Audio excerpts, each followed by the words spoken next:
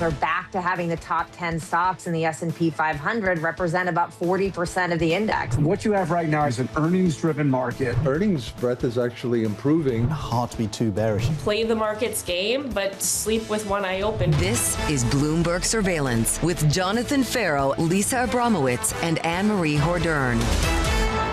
Live from New York City this morning. Good morning, good morning. For our audience worldwide, Bloomberg Surveillance starts right now. Coming into Wednesday, Johnston heads to China. The NVIDIA boss catching a last-minute trip alongside President Trump as Anthropic is looking to raise $30 billion at a valuation of more than $900. The chipmaker Cerebras expected to price its IPO above the top of the marketed range. Tech stocks bouncing back. Remember when unicorns were fairly rare at $1 billion?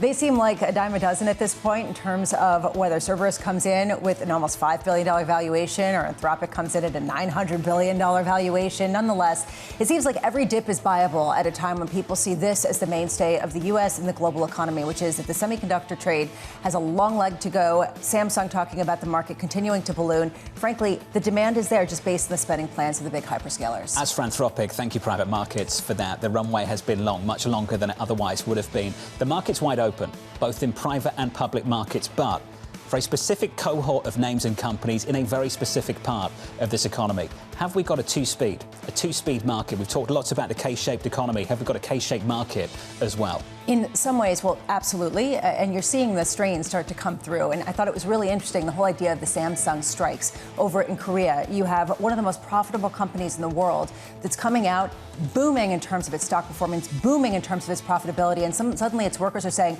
we want 15% of that. And if you don't give that to us, we're not coming to work and we're going to stymie the entire supply chain. This gives you a sense of the stress building, this two-speed, and who gets the profits and when. Let's talk about who's on the plane. Let's get to this story. This from Semaphore, that the president saw reports that the NVIDIA boss would not be going to China alongside him, so he told him he wanted to come. He flew to Alaska, they stopped to refuel, and Jensen hopped up on the plane. To me, this answers the question why he wasn't on that plane. It also raises the question why he wasn't initially included, given the fact that Jensen Huang had said that he was very happy to go along with it. And then it reintroduces whether semiconductors and some of the trade tensions between the U.S. and China are going to be back at the forefront, given the fact that it's not only Jensen Huang, but also the CEO of Qualcomm heading over there. What exactly are the deliverables coming from this particular summit? Can we just take a beat on Team Corporate America? How cool is this? Just take a look at some of the names. No country can get anywhere near what this looks like. No leader can visit China or anywhere else with these kind of names alongside them. Jensen, Musk, Cook, that's just tech. In finance, Fraser, Solomon, Schwartzman. It's a pretty phenomenal list of executives from this country. I remember when Tom Keane used to say, companies adapt and adjust, and I'd roll my eyes. Like, again, with this trope, companies adapt and adjust and succeed. And a lot of people are skeptical about the American project from the legislative side. They are not skeptical of the American project from the corporate side. And you could see that in terms of where people are putting their money, despite some concerns about certain policy uncertainty. NASDAQ futures bouncing back this morning. S&P 500 futures up by about 1/3%. Coming up this hour, we'll catch up with Shah of Principal Asset Management as investors lean into risk. Tobin Marcus of Wolfe Research on the high-stakes summit between Trump and Xi, and Claudia Sahm of New Century Advisors with more inflation data on deck. We begin this hour with President Donald Trump heading to China alongside some of the biggest names in corporate America for a highly anticipated meeting with Xi Jinping. Joining us from Beijing, Bloomberg's Annmarie. AMH, welcome to the program. We've missed you. Just walk us through what happened here with Jensen and why that man is now on Air Force One. Well, it's a very interesting development. Literally, he joined the president on a refueling stop in Alaska. The president didn't like the coverage that it felt like Jensen Huang got snubbed when it comes to the executives that will be flanking the president here in Beijing. Called him up and said, meet us in Anchorage and come along for the ride. What I took away from that is now are semiconductors or chips now at the negotiating table when it comes to this relationship between Beijing and Washington. Remember, Jensen Huang has been really an individual that's been in the middle of this entire relationship when it comes to the tit for tat in the trade war between China and Washington. And remember, it was this administration earlier this year that did an absolute 180 on the H200 chips. But China has since, according to Commerce Secretary Howard Lutnick, bought a single chip yet when it comes to those H200s, telling firms to hold off. So maybe we could see some developments there. I go back to what an An official told reporters ahead of this trip that several weeks ago, they went to a number of agencies and said, put forward a number of companies that you think should be coming on this trip, that basically those companies should be selling things to China or have a massive stake in China. Jensen was left off that list. Obviously, things like Cargill, they want massive purchases when it comes to soybeans. Boeing makes sense when it comes to jets. Now, I think semiconductors, given this late addition, is going to be top of mind for a lot of people. You know, Bramo, this might sound like a stretch, but just an observation. That headline dropped yesterday evening. You looked at the price action. Equity futures started to bounce. S&P 500 futures started to bounce, NASDAQ futures started to bounce, Nvidia higher in the pre-market. So the conspiracy theory is that because semiconductors were down yesterday, this was sort of a market offering saying Jensen Huang is going to come. I love some of the memes on social media. Jensen Huang deciding what to pack, and it's just a whole host of black leather jackets spread out over a bed. Tough choices, right? Tough choices. Annmarie, just a final word. Of course, tech is front and centre. We'll spend time on that throughout this morning. But the elephant in the room, Iran. Lisa and I were talking about potential deliverables before the programme came on. Where does Iran fit into all of this? Yeah, it's a great question because this entire trip, the whole context of this entire trip really was around Iran. It was supposed to be in March and it was pushed back because the United States was just once again engulfed in the Middle East. I think when it comes to Iran, there's going to be a number of questions the United States can put forward when it comes to one, how much are you supporting this regime? Obviously, China is the biggest buyer of Iranian crude. And recently, when it comes to the increased sanctions on Chinese teapots, these refiners and some of the banks that facilitate these purchases, we've seen a lot of these sanctions come through. And the Chinese government has told some of these firms that you can ignore them. So I think those would be two of the biggest asks. And I think on some level, potentially the United States could ask the Chinese at some point, you have 1.4 billion barrels of oil. When you put the United States and the 8 other biggest stockpilers of oil together, it still doesn't accumulate to what China has in terms of crude oil stockpiles. At some point, could they push some of that into the market and relieve some of the pressure when it comes to oil? I think potentially those could be some of the asks at the table. Annmarie, thank you. AMH over in Beijing, China, following this trip. How many times have we talked about a President Trump trip, both in his first term and now in his second term, that typically for the diplomats, they go ahead of time, they have a conversation, they pre-agree the deliverables, and then you move on. The principal turns up and executes. It just feels like the president doesn't quite follow that particular script. We have no idea what's going to come out of this. And people are trying to game this out, saying nothing. Other people are saying, actually, this could set the groundwork for what the détente looks like between the world's 2 largest economies. Futures positive this morning, up by 0.3 on the S&P. Here's the view on Wall Street. Shah of Principal Asset Management writing, equity gains have been led by a renewed surge in tech as AI enthusiasm reaccelerates. Despite the support, markets sit at a fragile juncture. Seema joins us now for more. Seema, welcome to the programme. What's fragile about this moment? Hi, John. Well, I think what's fragile is we're still in the middle of this geopolitical conflict. Like the economy is really strong. We've seen that being displayed through the earnings, through the economic data, labour market data, etc. And certainly there is that renewed enthusiasm around AI, as we were saying. But so much is still dependent on how this conflict is going to go on. When does it end? When did the supply of oil start moving? And really, when are the shortages going to hit? I mean, I think the vulnerabilities are mainly with Europe and Asia, certainly less with the US. But there is, I think, a lot of optimism built into the market at the moment, which does create vulnerability. At this point, Seema, a lot of people are saying even if you strip out the influence coming from the Middle East, there is, as John was saying earlier, a 2-speed economy, whether you're looking at the United States, whether you're looking at Europe, or even in Asia. How does that factor into how you invest, given that a lot of the gains have been driven by the AI sector? Yeah, you know, we can't ignore the AI sector. And I think what's been interesting is the reasons why people are investing in tech again. Why is that enthusiasm come back? It's actually, it's not just about the AI productivity gains, which are driving a lot of this. It's also driven by the idea that people are looking for something which is almost something of a safe haven. They want to get exposure to growth and strong economy earnings go ahead, but they also want the strong balance sheets, positive cash flow, and the kind of the moat that sits around a lot of companies. And of course, AI technology comes right at the heart of that. So I think that's really key. And so inevitably, as we move forward, we do think that investors are going to stay really focused on technology, but you could see, we have seen a broadening out of broader earnings growth, but technology is likely to continue to be the favorite. And if we do see a downturn in the economy, then something like consumer staples may certainly come back to the forefront.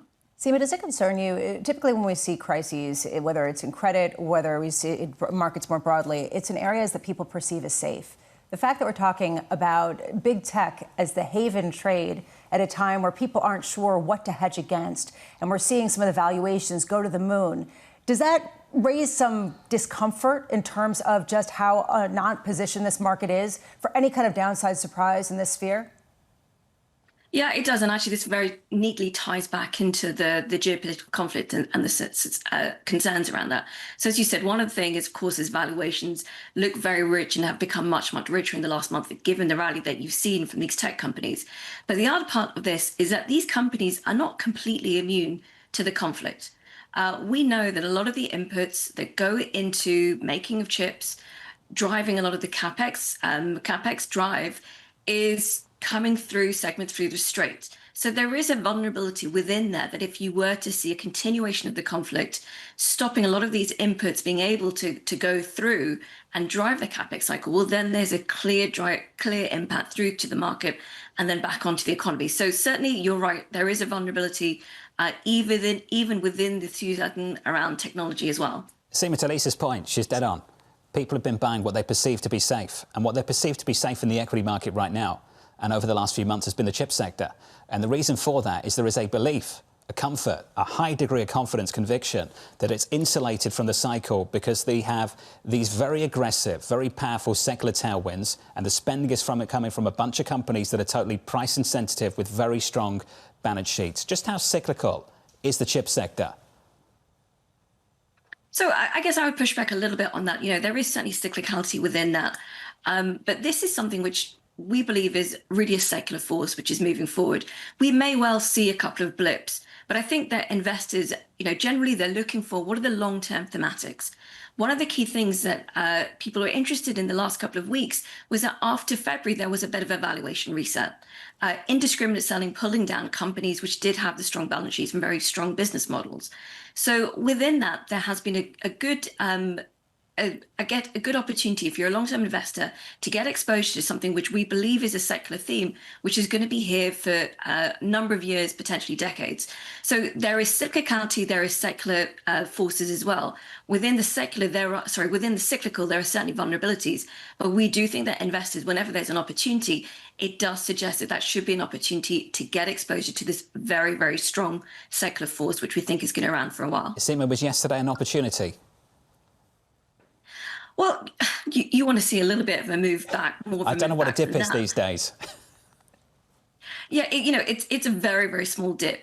But I think what we're seeing is people want to build up exposure. They want to keep creating this build up in AI technology. And I think the other thing that we haven't mentioned yet is the fact that these tech companies, the chip makers, are sitting at the heart of a lot of the government negotiations, US and China, gives us even more confidence to some extent that this is something which is going to be very important for the US economy going forward.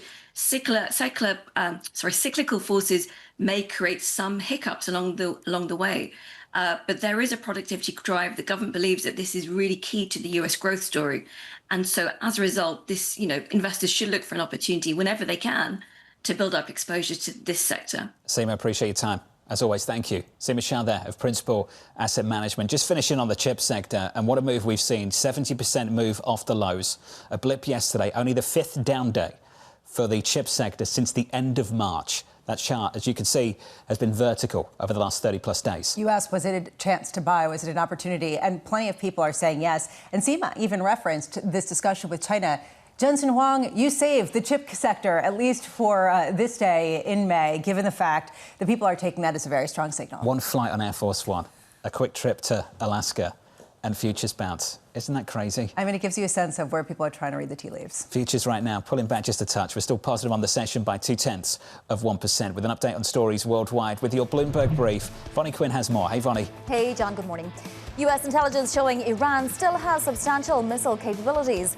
The New York Times is reporting Tehran has access to 30 of its 33 missile sites along the Strait of Hormuz. SoftBank reporting a quarterly profit thanks to valuation gains on its OpenAI investment. The gains on OpenAI outweighed lackluster investment gains elsewhere. SoftBank committing to raise its total investment in OpenAI to more than $64 billion by the end of the year. A U.S. appeals court temporarily pausing a ruling that declared President Trump's latest tariffs illegal. A judge is weighing the administration's request to allow officials to keep collecting the levies. The order means importers will continue to pay the 10% duty. And that is your Bloomberg Brief. John. Hey, Vonnie, thank you. More from Vonnie later this hour. Up next on the programme, a Trump-Xi face-off. I spoke with President Xi. We both look forward to the meeting. It's going to be great. We're going to be talking with President Xi about a lot of different things. I would say more than anything else will be trade. Tobin Marcus of Wolfe Research joins us next, live from New York City this morning. Good morning.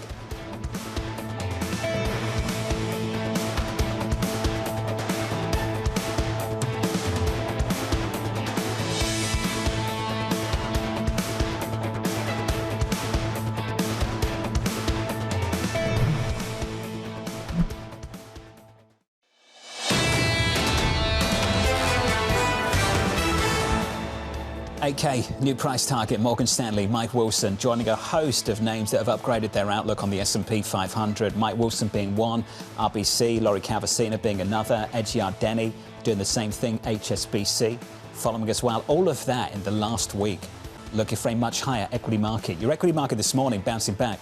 On the S&P 500, equity futures up by 0.25%. On the Nasdaq, up by 0.8%. In the bond market, 2s, 10s, 30s, new high of the year on a closing basis for 10s and 30s. 30s holding on to 5%.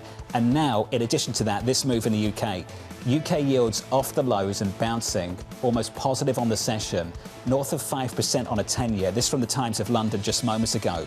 That the House Secretary, Wes Streeting, has told allies he's preparing to trigger a leadership contest and resign as soon as tomorrow. So this uncertainty around the future of this government continues to linger, and yields on British debt continue to climb. The argument here is that they're not climbing because Keir Starmer could leave. It's climbing because of what could potentially replace Keir Starmer. There were a lot of calls for apologies to Liz Truss yesterday. It was really notable yesterday, saying it was not a Liz Truss moment. It was a fiscal reality that the United Kingdom is facing, that nobody has come up with a feasible, implementable plan to actually fix it. And as a result, you're seeing the bond vigilantes waving their pitchforks and coming out for blood. And that is what you feel on this morning. I saw your viral social media post yesterday of the chart of British yields, and I have to say I agree with you, which is probably what encouraged some of the pushback and the clamour for support for Liz Truss from the moves back in the day. I remember when people said this is just because of her budget and how unrealistic it was. People are now pushing back and saying, actually, Rachel Reeves is following a lot of those same edicts that Liz Truss was saying. She took the fall for it, but clearly there is a need for some sort of more significant financial plan to shore up UK finances. There's a real bite in the bond market, not just in the UK. You see Japanese yields at the highest level since 97 on some maturities. In the UK since 98. German yields 2011 on some maturities again. The US, the highest close so far this year. You're seeing this build, I would say worldwide. More acute in the UK, but worldwide. Yeah, you saw that yesterday, that 10-year auction come at the highest yield going back to February of 2025 in the United States. Today we have a 30-year auction, which is going to get really interesting given the lack of demand for long-term debt. Do people pile in with the faith that they are going to be rescued by Treasury Secretary Scott Bessent, or do they stay away? That's what I'm watching today. At the moment, the president is focused on something else. He's heading to China. Under surveillance this morning, a Trump-Xi face-off. I spoke with President Xi. We both look forward to the meeting. It's going to be great. He's a wonderful guy. He's a friend of mine, and we're going to have a great meeting. We do a lot of business with China. We do very well with China, and they do well with us, and the relationship is very good. We're going to be talking with President Xi about a lot of different things. I would say more than anything else will be trade. We have a lot of things to discuss. I wouldn't say Iran is one of them, to be honest with you. So here's the latest this morning. President Donald Trump travelling to Beijing with a plan to focus on trade during his meeting with Xi Jinping. Tobin Marcus of Wolfe Research writing, we think the summit will serve largely to reinforce détente rather than deliver new breakthroughs. Tobin joins us now for more. Tobin, welcome to the programme. What are the kind of deliverables, if any, that you might expect in the coming days? Thanks for having me. So the centerpiece certainly seems like it's going to be purchase commitments. That's always been a classic part of the playbook between Trump and Xi. We saw that in the phase one trade deal in his first term. We saw that in the Busan truce last year with agricultural purchase commitments. There are questions about exactly how big those numbers will be. I think markets probably are most excited about the aerospace piece of that in terms of whatever new order Boeing might get, exactly how big it is, exactly how many wide-body airframes are included in that. But certainly there will be some big numbers there. Beyond that, I think we're going to get a lot of announcements of dialogue and things that we want to work on together, but really not a lot in the way of concrete further policy movement on issues like export controls that have been a focus for markets. Tobin, with that in mind, what about chips? Jensen gets on the plane, the NVIDIA boss, the market starts to pop a little bit higher. Not a major move, but you can see it on the screen, on the charts, Tobin. Could we expect something there? I'm not expecting much. So the original omission of Huang seems to have been very intentional, very mutually agreed upon. And so I think that that reflects the deliverables that exist here. More so than the subsequent decision to add him back in. He seems to have been kind of added back on an impulse by Trump, who saw the coverage of the omission, didn't love what he was seeing.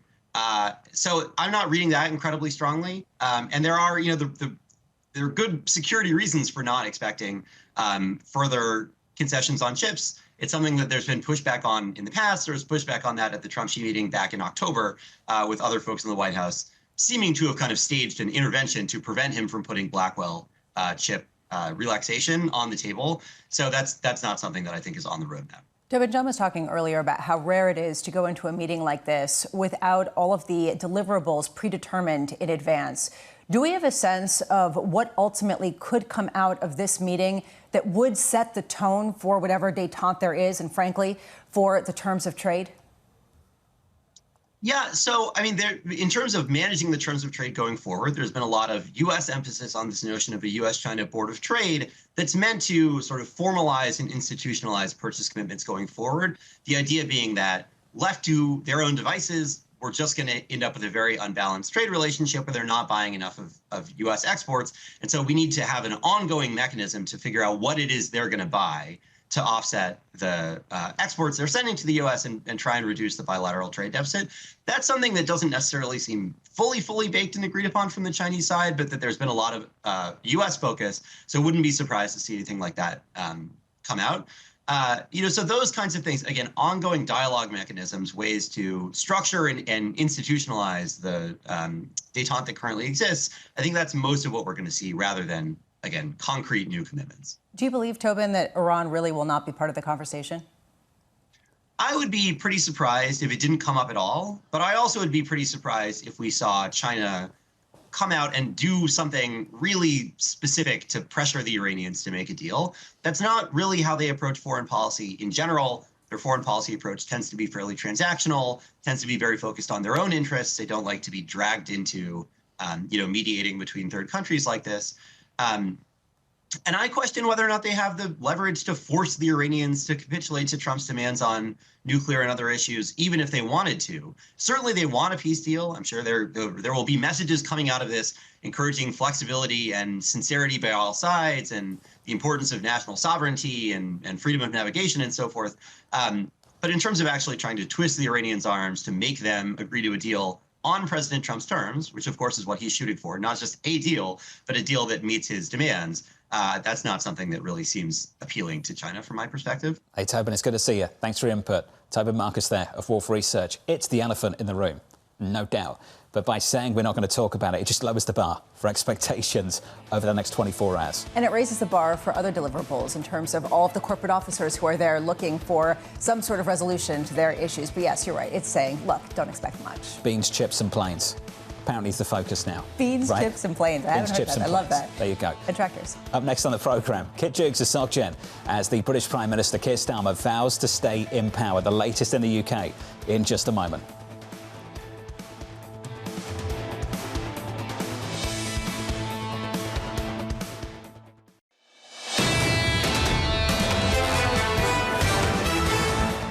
Later this morning, another read on inflation following a hotter than expected CPI print yesterday. PPI later this morning at 8:30 Eastern Time. Look out for that. Tons of Fed speak as well. Goolsby with some pretty stern language yesterday. Chicago Fed president saying we've got an inflation problem. OK, what are we going to do about it? Well, you see the market starting to price in a greater chance of a rate hike as a result of some of that rhetoric. I thought it was really funny, some of the commentary around what we have Kevin Warsh walking into. There was a Wall Street Journal editorial where they said, Kevin Warsh is inheriting one of the most difficult monetary tasks since Paul Volcker took it over from G. William Miller in 1979. Wish Mr. Warsh good luck. He and we will need it. He's certainly going to need it. I don't know about us. We're going to be okay. I mean, plenty of coverage, Bramo. That's true. It's as you say, we're in the volatility industry. It's the gift that keeps giving, right? Sort of. Equity futures on the S&P positive this morning by 0.2%. On the Nasdaq bouncing back, we're higher by 0.75%. Let's talk about that bond market with the Fed in mind. Front end of the yield curve, twos. The high of the session yesterday, 3.99.98. The high of the session this morning, 3.99.56. We've got this 4% shaped ceiling at the front end of the yield curve. Can we break through that later this morning? If we get PPI coming in significantly hotter than expected, you get some more rhetoric coming from some of the central bankers. And then, of course, Kevin Warsh potentially becomes Fed chair today in a vote. Does he give any signal? He probably won't. But if he does give a signal that he's open to potentially hiking rates and that inflation truly is a choice and that he's choosing the metrics that are out there and that they are too high, suddenly we have a very different scenario where we break some of those levels. Inflation hotter than expected, driving yields higher in yesterday's session. Crude contributing to that as well, driven higher by the president's current posture around the story in Iran. Brent crude 108, WTI 102. That's the cross-asset price action this morning with some single names, some morning movers. Yahira has more. Hey, Yahira. Hi, John. When the president calls, you answer. And that's what happened with CEO Jensen Huang, who is now on his way to China with President Trump, despite not originally being on that list of executives set to attend. So you are seeing a bump in shares up 2.5% in the pre-market as investors bet that this can help NVIDIA get its H200 AI chip into China. Speaking of chips, we are seeing that sector rebound after a challenging session yesterday. We are seeing names like Micron and SanDisk up in the pre-market, and I will note that the CEOs of Micron and Qualcomm are both part of that delegation heading to China with the president. And speaking of China, we are seeing Alibaba ADRs falling more than 1% in the pre-market. It just reported earnings in the last hour, and it missed on both profitability and revenue, despite its AI business showing strong growth. But investors appear more focused on slowing momentum in its core e-commerce business and that heavier spending tied to AI. John. Yahira, thank you. Thanks for the update. More from Yahira in the next hour. On our radar this morning, the NVIDIA CEO, Jensen Huang, joining President Donald Trump and other high-powered executives in China as a last-minute addition. NVIDIA shares rising on the news of Huang's inclusion to the delegation. Elsewhere, Anthropic in talks with investors to raise at least $30 billion in what could be its largest round of funding to date. The round expected to close as soon as the end of this month, with the Claude maker's valuation now topping $900 billion. US dollars. And finally, SoftBank reporting a surge in profit as its stake in OpenAI continues to pay off. OpenAI's valuation growing by more than fivefold since SoftBank's first investment, with the bank set to commit more than $64 billion to OpenAI this year. Do you worry about concentration, or do you reward them on paper gains? How much does this really highlight what's at stake when OpenAI potentially has their IPO later this year? How many different funds are highly leveraged to its success, even amid a pretty controversial lawsuit? I don't know if you read any of the coverage yesterday about the back and forth. Some of the discussion, the way that the lawyers were planning this. Either way, it just shows you can't avoid concentration risk. SoftBank right now is being rewarded for it, and it's almost a godsend because they're having trouble raising other additional money. So at least they could take the booked profits and try to invest more. We've talked about the potential weak links to the AI ecosystem. You've mentioned the ROI of certain hyperscalers, that at some point, if it doesn't arrive, there's going to be pushback on the amount of spending. The other weak spot as well is the spending commitments of these companies. Are they going to have the revenue to match for them to be able to deliver it? Because there are a lot of companies building out a lot of capacity with these companies in mind. Yeah, and it's leverage, as you've pointed out, with respect to other chip makers, whether it's Oracle, whether it's Amazon, whether it's Microsoft and their investments in the OpenAIs of the world. But it's also all these investment funds. And I was thinking about this last night. What isn't leverage to this story? Even government debt, you could argue, is leveraged to the story of the productivity of AI that's coming to the fore. And as we could see from SoftBank's earnings, there isn't really another option. If you're investing in tech, you're investing in this trade. So why not go all in? If that all in doesn't land, well, then we have a problem. The latest on SoftBank this morning. We've got a problem in the UK. Political uncertainty in the country pushing gilt yields to their highest levels in decades. According to the Times of London just moments ago, a rival to UK Prime Minister Keir Starmer preparing to trigger a leadership contest. Kit Jukes of SocGen writing the following. Increased spending and higher taxes are a given. Layer that on top of rising energy costs and falling growth forecasts. There isn't much to make anyone feel good about the pound. Kit joins us now for more. Kit, welcome to the programme. Lisa said it yesterday, said it again this morning. Is this the new normal for UK assets? It's been the normal for a little while now. We are stuck in a world of governments that don't focus enough on growth, that have lots of other things they're more interested in. The result of that is you are constrained on spending or you have to raise taxes, and you're probably going to be unpopular somewhere in the middle of it, and round we go. And the adult in the room is the bond market, or the referee is the bond market, because funding this requires a country with a massive current account deficit dependent on foreign investors to come in and buy gilts. Gilt yields spike and the government does or doesn't fall and doesn't respect the bond market and get its act together. And we've done this a few times, and we don't look like escaping this until someone comes in and says, we need more growth. Okay, outside of the UK, investors might not be familiar with names like West Streeting, Andy Burnham, of course, the Mayor of Manchester, West Streeting, the House Secretary. There was a moment ago, about 10, 15 minutes ago, we had a report from the Times of London suggesting that maybe the House Secretary might consider triggering a leadership election, a leadership contest, and ultimately quit the government in the next 24 hours. Kit, what could come next? Can you help people understand what the next government, the next leadership might look like? So it depends on where we go. So we have factions that he's not part of the biggest faction. That's the Burnham faction, but it represents certainly a shift to the left politically. And then if he were to win a vote, for example, which is possible but at this point unlikely, you would have a messy kind of situation going forwards from there, where you see what you can do. If it gets to one candidate turns into lots of candidates, then we see the mayor of Manchester has to find himself a seat in Parliament, and that'll take time. And the last round of voting that we saw in the local elections didn't suggest that a lot of people are voting Labour at the moment.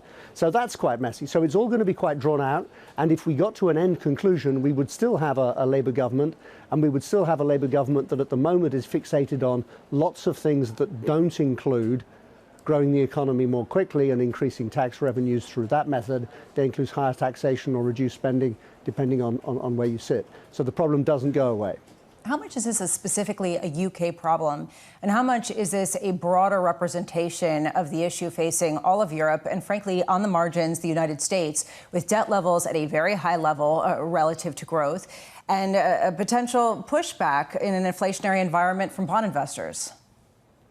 Well, so firstly, I guess we're at the pointy end of the problem. So the problem starts if the United States sees high yields because people are concerned about the inflation-fighting credibility of the Federal Reserve and are concerned about the size of the deficit spending on the war and anything else. If we get ourselves into that, then you get Treasury yields, if you like, wandering up to 4, and we wanted ours up to 5, and we can add some numbers to each of those. We have a bigger current account deficit as a percent of GDP than pretty much anybody else, so we're dependent on foreign investment coming in.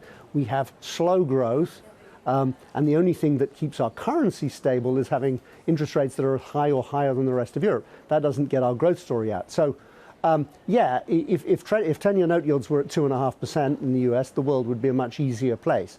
Unfortunately, because it isn't, we're the kind of we're the place where the pain starts being felt, and it's on the UK government, given where we are, the size of our deficit, the size of our current account deficit, to be responsible.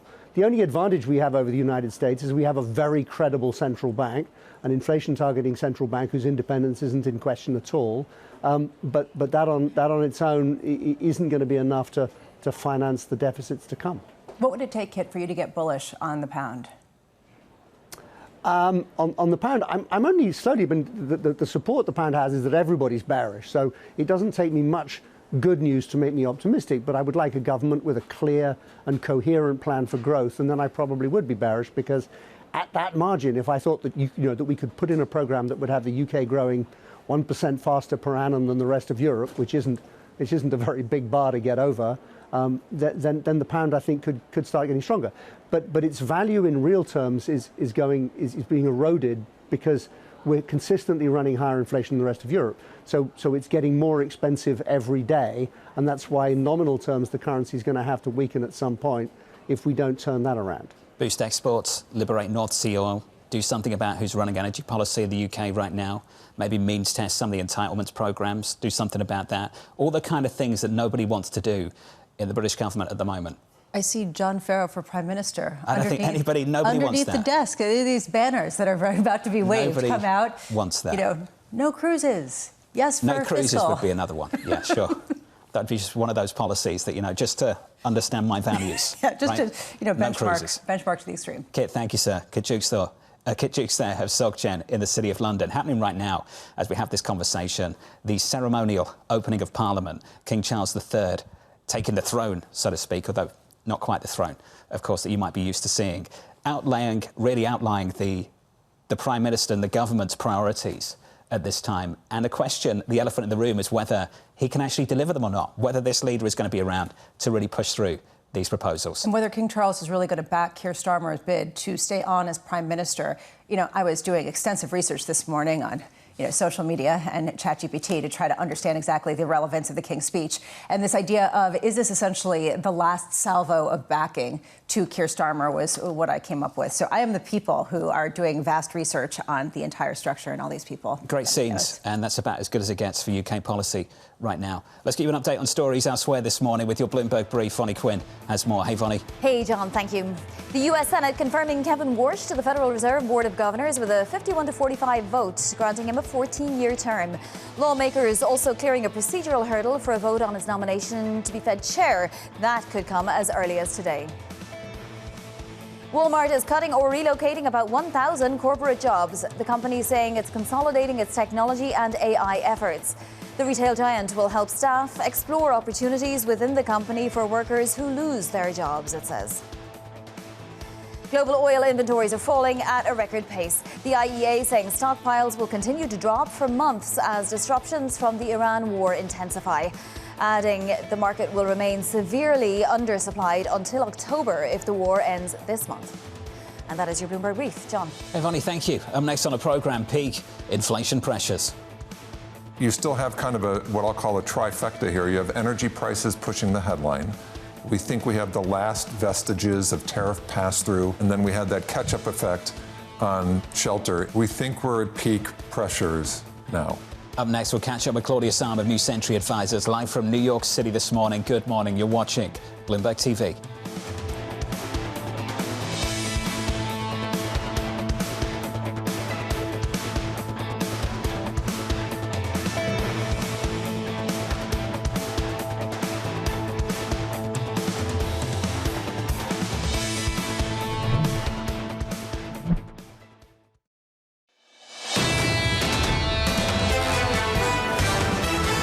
Equity futures positive here by 0.2% on the S&P 500, bouncing back by 0.8 on the Nasdaq, up by about a quarter on small caps this morning. Bond yields near the highs of the year, just off them right now, 10s and 30s, 10s 4.46, 30s north of 5%, and 2s bumping up against 4%.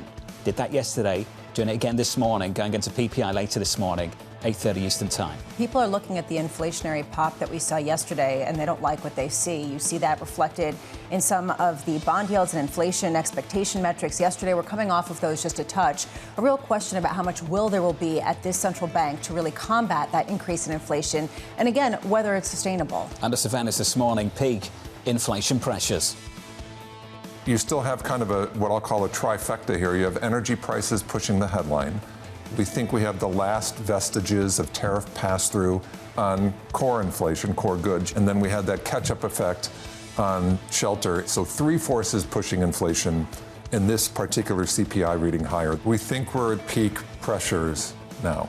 So here's the latest this morning. Investors are waiting another read on inflation. PPI data due at 8:30 Eastern Time, following a hotter than expected print for consumer prices. Claudia Sahm of New Century Advisors writing, the distortions from the government shutdown aren't over. We've been carrying too low inflation, then had a 1-month pop to get the price level back on track. Claudia joins us now for more. Claudia, welcome to the programme. Yesterday, the number, just your reflections on that. Was that a quirk of maybe some distortions or something more important? So particularly when we look at core inflation, so not the energy, not the food prices, that the housing inflation, so rent, owner's equivalent rent, this was a carry on from a distortion. Because of the government shutdown, the Bureau of Labor Statistics did not collect those prices in October. And the way they worked around that missing data was to impute a bunch of zeros. And 6 months later, they actually get to go back and in that housing space pick up the prices. And so we got like twice the price increase in the housing inflation. Again, we expected this to be coming because of the distortions, but I think it brings us back to how disruptive the government shutdown was, how disruptive it was for our statistics. And the Bureau of Labor Statistics is still dealing with some missing data. They have to put together the CPI weights for next year. So it's really frustrating to see how much time is put into kind of fixing a hole in the data as opposed to innovating on our statistics. Does that make you hesitant to draw conclusions from the data we've received so far? Can you take it at face value? Oh, there was a lot to take at face value in the data. And frankly, we needed to see that pop in the housing shelter because that's gotten the price level of housing back on track. So I'm not trying to discount that number, but we shouldn't expect to see such really hot OER and rent numbers next month. Like that was a one-time adjustment. The real thing to be focused on is what's happening in the energy space, because we are right at the beginning of that cost shock, right? So we're seeing it in the gasoline prices, the diesel prices, but what is going to happen over the coming months is this is going to start seeping into other prices, potentially back into core in a variety of goods. And frankly, I mean, the real concern is the energy disruption is still live. The Strait of Hormuz is still disrupted. So we're not even at a place where we're kind of building back. I mean, this is going to worsen unless, really things change on the supply side. So we're in the early innings of what could be a really problematic path for inflation the rest of this year. Claudia, one thing that economists pointed to yesterday was that we're already starting to see that pass through the second order effects that come from higher energy prices. We saw airfares rise 2.8%. We saw postage and delivery services rise 3.5%. Grocery prices also saw their biggest increase going back to 2022. Does that give you pause that we're already seeing those pass-through effects in a number of different categories? Well, I think it should also give us pause that we're not seeing the full effect of them. I mean, with any kind of supply shock, the details matter. The timing is very hard. The duration is very hard historically. And we have had more experience with energy shocks. Historically, those pass-throughs, particularly to other kinds of goods like in groceries or any, we have a lot of goods that depend on energy just for the transport. Typically, those transport feed-throughs take several months to happen. Now, it could be happening more quickly this time, for a lot of different reasons. But I suspect what we're seeing on the food prices probably didn't have that much to do with what's happening in the Middle East. It was other effects. I mean, we have a lot of reasons food prices can move around, but then that should be, could be really disconcerting because that means those energy costs are still coming, right? And so we have not seen the full effect of this in terms of the prices. Now, typically those indirect costs, the second order effects, they tend to be relatively small with energy. But again, the energy shock itself hasn't played itself through. So there's a lot of uncertainty about where this goes, and it's not going in a good direction. When you pair the inflationary story with profits that have come in at incredibly high levels, exceeding expectations by something like twice what the Wall Street had penciled in, there's another aspect to the story, which is that demand is still strong enough to sustain the pass-through effect on some of these price increases. What are you looking for in PPI? What are you looking for in retail sales to give you a sense of just what kind of demand destruction there is or, frankly, isn't right now? So what I have been focused primarily on is the wage data, right? Because for most consumers, the way they support their spending is through their paychecks, and we have seen now with having gotten the wage data for April last Friday and now getting the consumer prices for April, the wages are no longer keeping up with prices kind of broadly. And certainly that has, there are certain groups of workers where they've been falling behind already. So that, as that buffer wears down, and again, the full effect of that could take time. Many people do have some kind of buffer. They try to work around. This is temporary, but the longer things go along, people are going to have to cut back. And I think one thing coming into this inflation movement or surge that is different than before, in the pandemic, is lower wage workers do not have an extra bump in the wage growth. That was something very unusual coming out of the pandemic. Is lower wage workers had the faster wage growth. They actually had a little bit more of a buffer when inflation picked up. That is not the case now. So the people who are hardest hit already, they're getting the full force of this in terms of a loss of purchasing power. And eventually that is going to show up in terms of the spending, but I wouldn't expect it necessarily to see it in this week's retail sale. I mean, if we see weakness, that's not a good sign because there's more weakness coming. Welcome to the committee, Kevin Walsh. Claudia, just a final question. What kind of a committee is Walsh walking into? This is a committee that is very, very concerned about inflation. I mean, we've gotten some good news on the labor market. Things do appear to have stabilized. Downside risk to employment appear to be less than they were even 6 months ago. That's great. But the news on inflation is just not good. So it's going to be, they're very cautious. They want to see any signs of improvement on inflation before they act. And it's going to be a while before we see real signs of improvement on inflation. Claudia Sahm of New Century Advisors. Claudia, always good to catch up. Chicago Fed President Austin Goolsbee, these words yesterday: "We've got an inflation problem in this country. We've got to get it back down." Kevin Walsh, back in 2010, probably would agree with him in terms of what the priorities were. He did also sound relatively hawkish in the testimony that he was, the prepared testimony to the congressional committees that he was meeting in front of. Will he be truly that much more dovish than the current Fed chair? Will he come in and be a surprise Paul Volcker? What will the rope be like that he'll be given by this president? And that is the tension. Look, the commentary, Wall Street Journal, wish Mr. Walsh good luck. The FT, Kevin Walsh will be thrust into an impossible position. I mean, one person after another sees this conundrum and says, well, he is not in the easiest of spots. I'm sitting here laughing because you say that, Kevin Walsh would agree with him back in 2010. Austin Goolsbee might have disagreed with himself a year, 2 years ago. Austin Goolsbee once was a dove and Kevin Walsh was once a hawk. Right. Now we're talking about penguins. I have no idea what we're talking about now. Things can change. They cut interest rates multiple times at the end of last year. They cut interest rates multiple times at the end of the year before. They were worried about the labour market, now they're worried about the other side of the mandate. They've got caught offside multiple times now over the last several years. We have an economy that's in vast transition right now, and people don't understand all the myriad effects. They all have different opinions. This is going to be like herding cats, and Kevin Walsh has to do it at a time where, yes, bond yields are climbing, but also the dollar structurally, some people are saying, is in a weakening position. Who's the referee in this contest? And ultimately, people aren't really gaming this out. People kind of are expecting Kevin Walsh to be center down the line kind of guy, at least according to price action. We'll see what we get. The good news is consumers are still spending. The bad news is that wages are being squeezed. And being squeezed by higher prices. Up next, we'll catch up with Victoria Fernandez of Crossmark, Conor Wayne Sanders of Bloomberg Intelligence, Seth Carpenter of Morgan Stanley, and Eddie Fishman of the Council on Foreign Relations. With futures bouncing back by 0.2% on the S&P 500, the second hour of Bloomberg Surveillance just around the corner.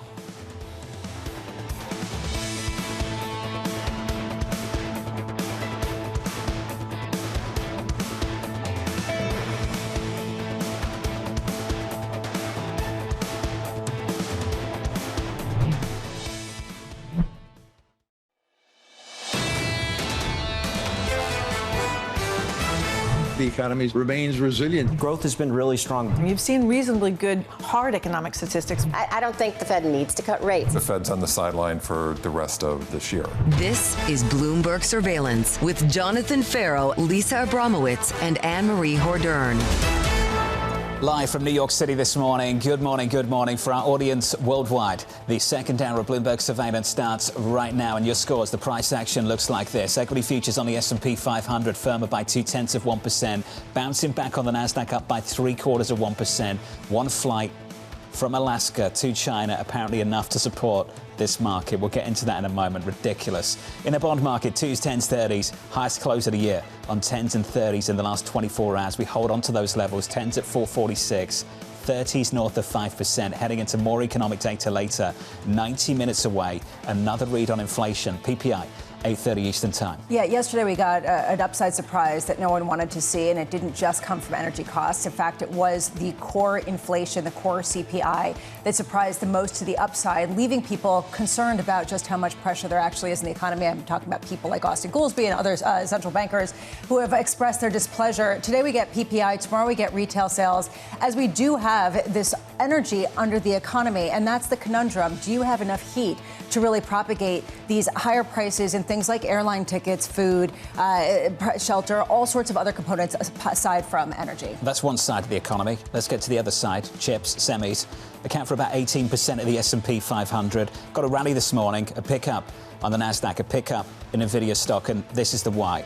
Apparently, reportedly, according to sources like Semaphore, the president saw some of the coverage yesterday morning that the Nvidia boss would not be attending the trip to Beijing, was unhappy with some of it, gave him a call, said meet us in Alaska. So Jensen Huang met the president in Alaska, got on Air Force One as they refueled, and then you started to see the headlines cross and futures lift. Now, why? Are we looking at the prospect of some kind of chip deal, or did the president just feel sorry for his friend, Jensen Huang?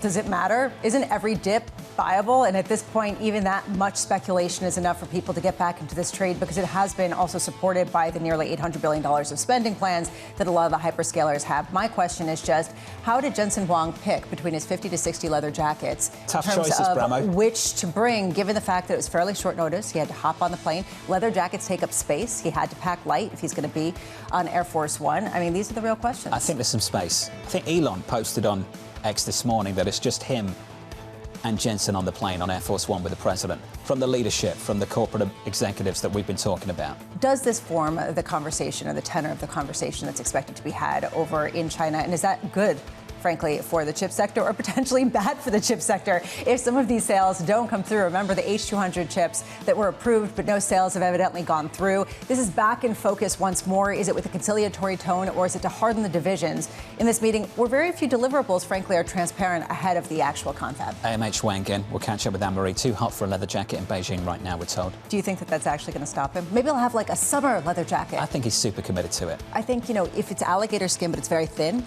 it could be sort of one of these, True. like, There you go. very. There you go. Why are we having this conversation? Let's go. AMH is going to weigh in on, I hope, more than that a little bit later this hour. Look out for that. Also coming up, Victoria Fernandez of Crossmark, with stocks trading at all-time highs. Seth Carpenter of Morgan Stanley seeing a clear path to disinflation. And Eddie Fishman of the Council on Foreign Relations previewing President Trump's trip to China. We begin this hour with stocks rising as the chip rally regains some momentum. Victoria Fernandez of Crossmark Global Investments writing there appears to be two economies running concurrently. The AI economy and the economy with everything else. With AI supported by strong earnings, it's no wonder markets are on board. Victoria joins us now for more. Victoria, good morning. Good morning. Do you just avoid and ignore all the other data points that say that there's something to worry about because there's nothing to worry about in tech? I don't think you should, but it appears the market is. The market's just like you said. It took one little headline that Jensen is on the plane to China, and here we go. We're off again to the races. And so you have strong earnings, which do support that part of the market. But yeah, you have all of these other elements that I think tell us once we get through the initial AI, I don't want to say bubble because I don't think it's a bubble, but this push, however long that may be, maybe there's another year to this, another 18 months to this, who knows? As long as earnings continue to support it, you're going to have that part of the market grow, and all the other concerns are put on the back burner. Do you keep riding the bull or not? I think you do at this point in time because you have support. I think you keep riding it. Now, that doesn't mean you can't be a little defensive in that part of the market, right? You can look at something like a Cisco, which to us is a defensive tech play. You can do that. I don't think you're automatically overweight every Mag 7 name that's out there. I think you need to be a little bit choosy because the market is concerned about revenues supporting all of this CapEx spending that you were talking about a moment ago. I mean, next year it's expected at $1 trillion. It's over 3% of GDP. So I do think there's some concern there, but do you want to be in this market? Do you want to be riding this? Yes, I think you do at this point. Is it a haven trade or is it a risk trade? The tech trade itself? I don't think it's a risk trade per se because of the support that we're seeing, because you're having this 25-30% of the S&P earnings growth coming from these names. So I think it's there and it's good, but could it get riskier? over time, yes, I think it can if we don't have the revenue to support that. Now, revenue growth and margins right now, over 20% for operating margins, that's good. That tells you, yes, you can get in there and feel pretty good about it. But as those start to come down, then I think that's where your concern lies. It feels like this year the concept of risk and safety has been turned on its head. On one hand, you have the idea of hyperscalers and semiconductor stocks being the haven trades, and you have the risk being embedded in things like long-term government bonds, especially given the fact that inflation seems to be incredibly sticky. How do you deal with that type of reversal when it comes to portfolio construction? I can tell you that we have a lot of clients really getting into that balanced portfolio now, more than we have in the past, whether it's 50-50, 60-40, depending on their risk tolerance, but a lot of balanced portfolios going right now so they can kind of get the best of both worlds. They can lock in some yield on the fixed income side, generate that income that they want. These are separately managed accounts, so they can pull that income out, and that makes them feel good, but yet they still are able to be in that bull market, have that momentum on the equity side, and build that. Concern being, though, that the inflation numbers, obviously CPI yesterday, PPI coming out today, do we start to see a steepening of the yield curve, where what we have been seeing is a flattening? I think that's a little bit of a concern when we look at the fixed income markets. Can we bring up the yield curve and let's just run through things right now? Look at the numbers across 2s, 10s, 30s. When do these numbers become a threat? 5% on 30s, Yep. around 450 on 10s, 4% on 2s. When does that become a problem? Those are the exact levels that we've seen in the past. 4.5 on 10, along with 5s on the 30, 5% on the 30-year. The two of those typically is where you start to see the market pull back. But we're not seeing it right now. It is what we saw at the end of March. That's exactly where we were, a 446 on the 10-year, right over 5% on the 30-year when Trump came out and kind of said things are going to be okay in the Middle East. You know, yields rallied, or yields came down, prices rallied, and things were better. But now you've got a lot of other elements. Do you think there's a problem building here in fixed income? Not just in treasuries, but globally. We went through the levels earlier.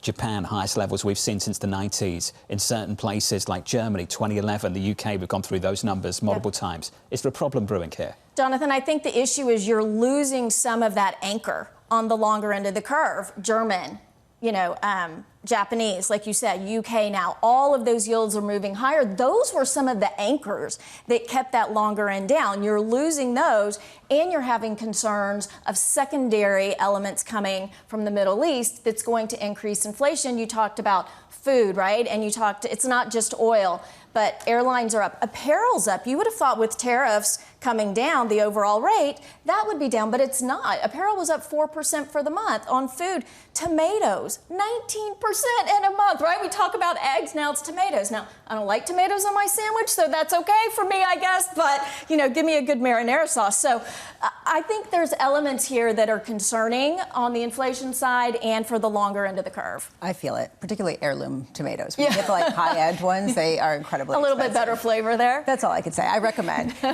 When does the higher yield story bleed into the tech story, given the fact that there has already been a record pace of bond sales so far this year tied to hyperscalers around the world? At what point does that crimp the story of how much CapEx they can do? Do you know yesterday was the first time I've heard anyone mention could yields be a problem for tech? And we've been up in this level for a little bit of time. So I think it's just now starting to be part of that narrative is what can happen there. And I think the other issue is you're investing a lot in the tech and the AI story on the equity side, but that's where the volume is coming on new issuance is coming from these same companies on the fixed income side. So are you chasing it from both ends? That's where I think you also have to be careful. You've got to watch the Bloomberg Surveillance more often, Victoria. I think we discuss that every day, don't we? Well, the issuance, I mean, that's one of our big concerns. But if you want to worry, tune in. There you go. I was even getting complaints about that last night from who? The Offspring. Seriously? Yeah. They were complaining to you that you worry too much. Yeah. I thought they worry too much. They do, and then when they realize that they're missing out, then they go to quick FOMO. But that's what bond people do. We worry. That's our job. Thank you. That's our job. Thank you. You're paid to worry. That's right. Victoria, it's good to see you. Thank you. Likewise. Victoria Fernandez there at Crossmark Global Investments. Annmarie's standing by. We'll catch up with her in just a moment over in Beijing. The leather jacket conversation continues. Kevin Gordon from Schwab says this: I was just in Asia. You can definitely do a leather jacket. The AC is blasting everywhere inside. Phew, thank goodness, because he's got 20 of them in his bag. I think he's going to be just all right. He can afford to pay people to just fan him wherever he goes, right? Can you imagine? You know, I think he can not afford. a great look, but honestly, I think he can afford a high-tech leather jacket that has ultimate breathability, where he could actually go hiking, aircon inside. I think, no doubt. You know, with chips. No doubt about it. Let's get you an update on stories worldwide with your Bloomberg brief. Bonnie Quinn has more. Hey, Bonnie. Hey, John. Well, just some context on what you were talking about there. NVIDIA CEO Jensen Huang joining President Donald Trump on his trip to China. Huang was originally reported as not attending Trump's meeting with Xi Jinping, where AI is expected to take center stage. He did board Air Force One, though, as it made a refueling stop in Alaska. The U.S. and China held trade talks in South Korea ahead of the planned summit between President Trump and Xi Jinping. Negotiators led by Treasury Secretary Scott Bessent and China's Vice Premier reportedly held candid, in-depth and constructive exchanges. No readout from the discussions has yet been released. The U.S. Senate confirming Kevin Warsh to the Federal Reserve Board of Governors with a 51-45 vote, granting him a 14-year term. Lawmakers also clearing a procedural hurdle for a vote on his nomination as Fed chair, which could come as early as today. And that is your Bloomberg brief. John. Hey, Bonnie, thank you. Thank you for the update. Up next on the programme, renewing Iran threats. It's very simple. Iran cannot have a nuclear weapon. They will not have a nuclear weapon. They know that. They've agreed to that. We're either going to make a deal or they're going to be decimated. So one way or the other, we win. In just a moment, we'll catch up with Annmarie in Beijing, plus Colonel Wayne Sanders of Bloomberg Intelligence, live from New York City this morning. Good morning.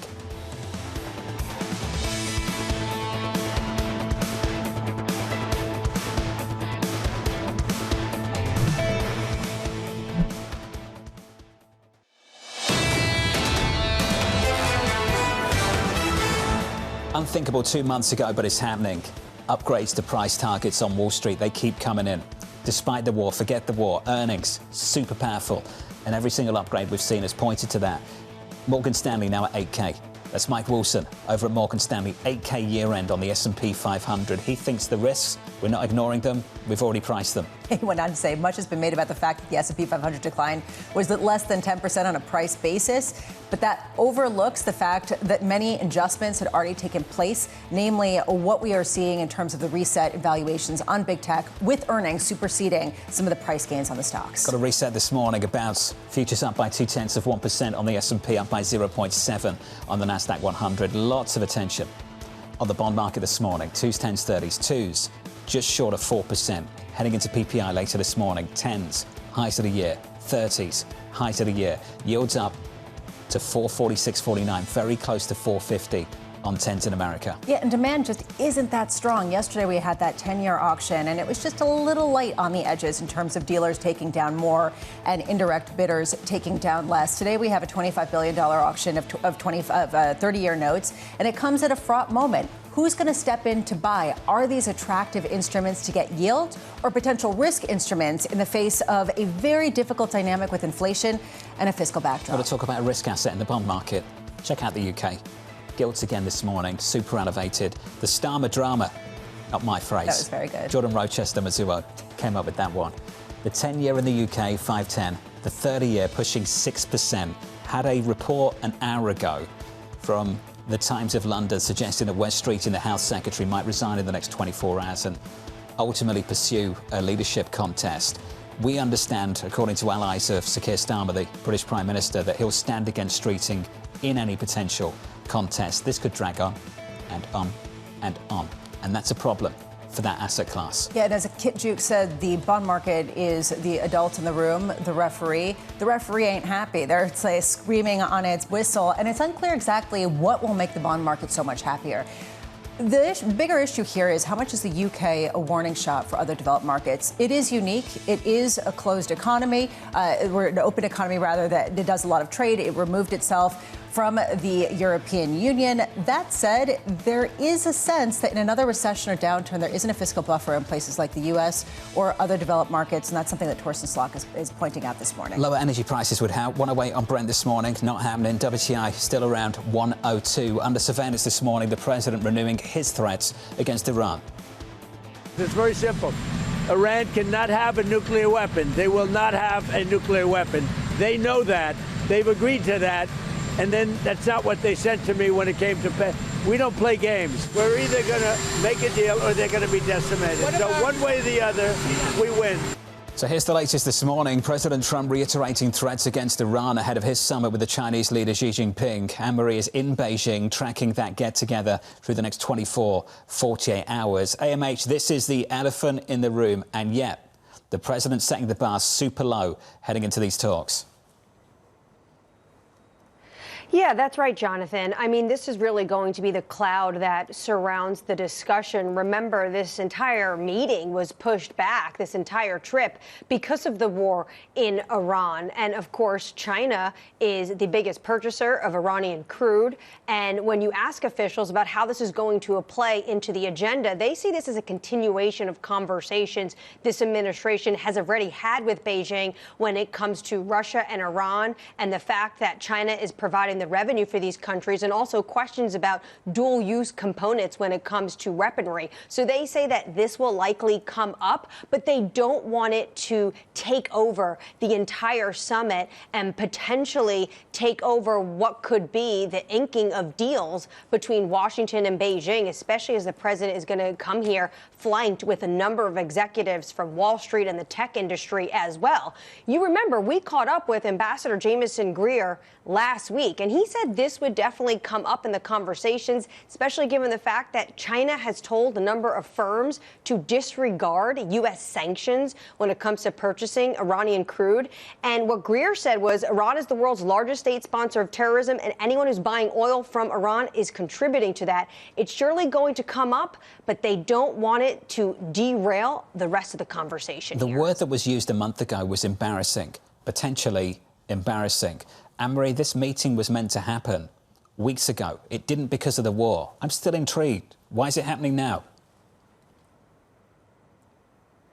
Well, I think a lot of officials would say it should be happening. Why shouldn't the two biggest economies in the world? Not only is this the most important relationship, arguably, for China and the United States, but for every other country that trades with these two countries, that they should have a dialogue together, and the president should be focused on a number of issues.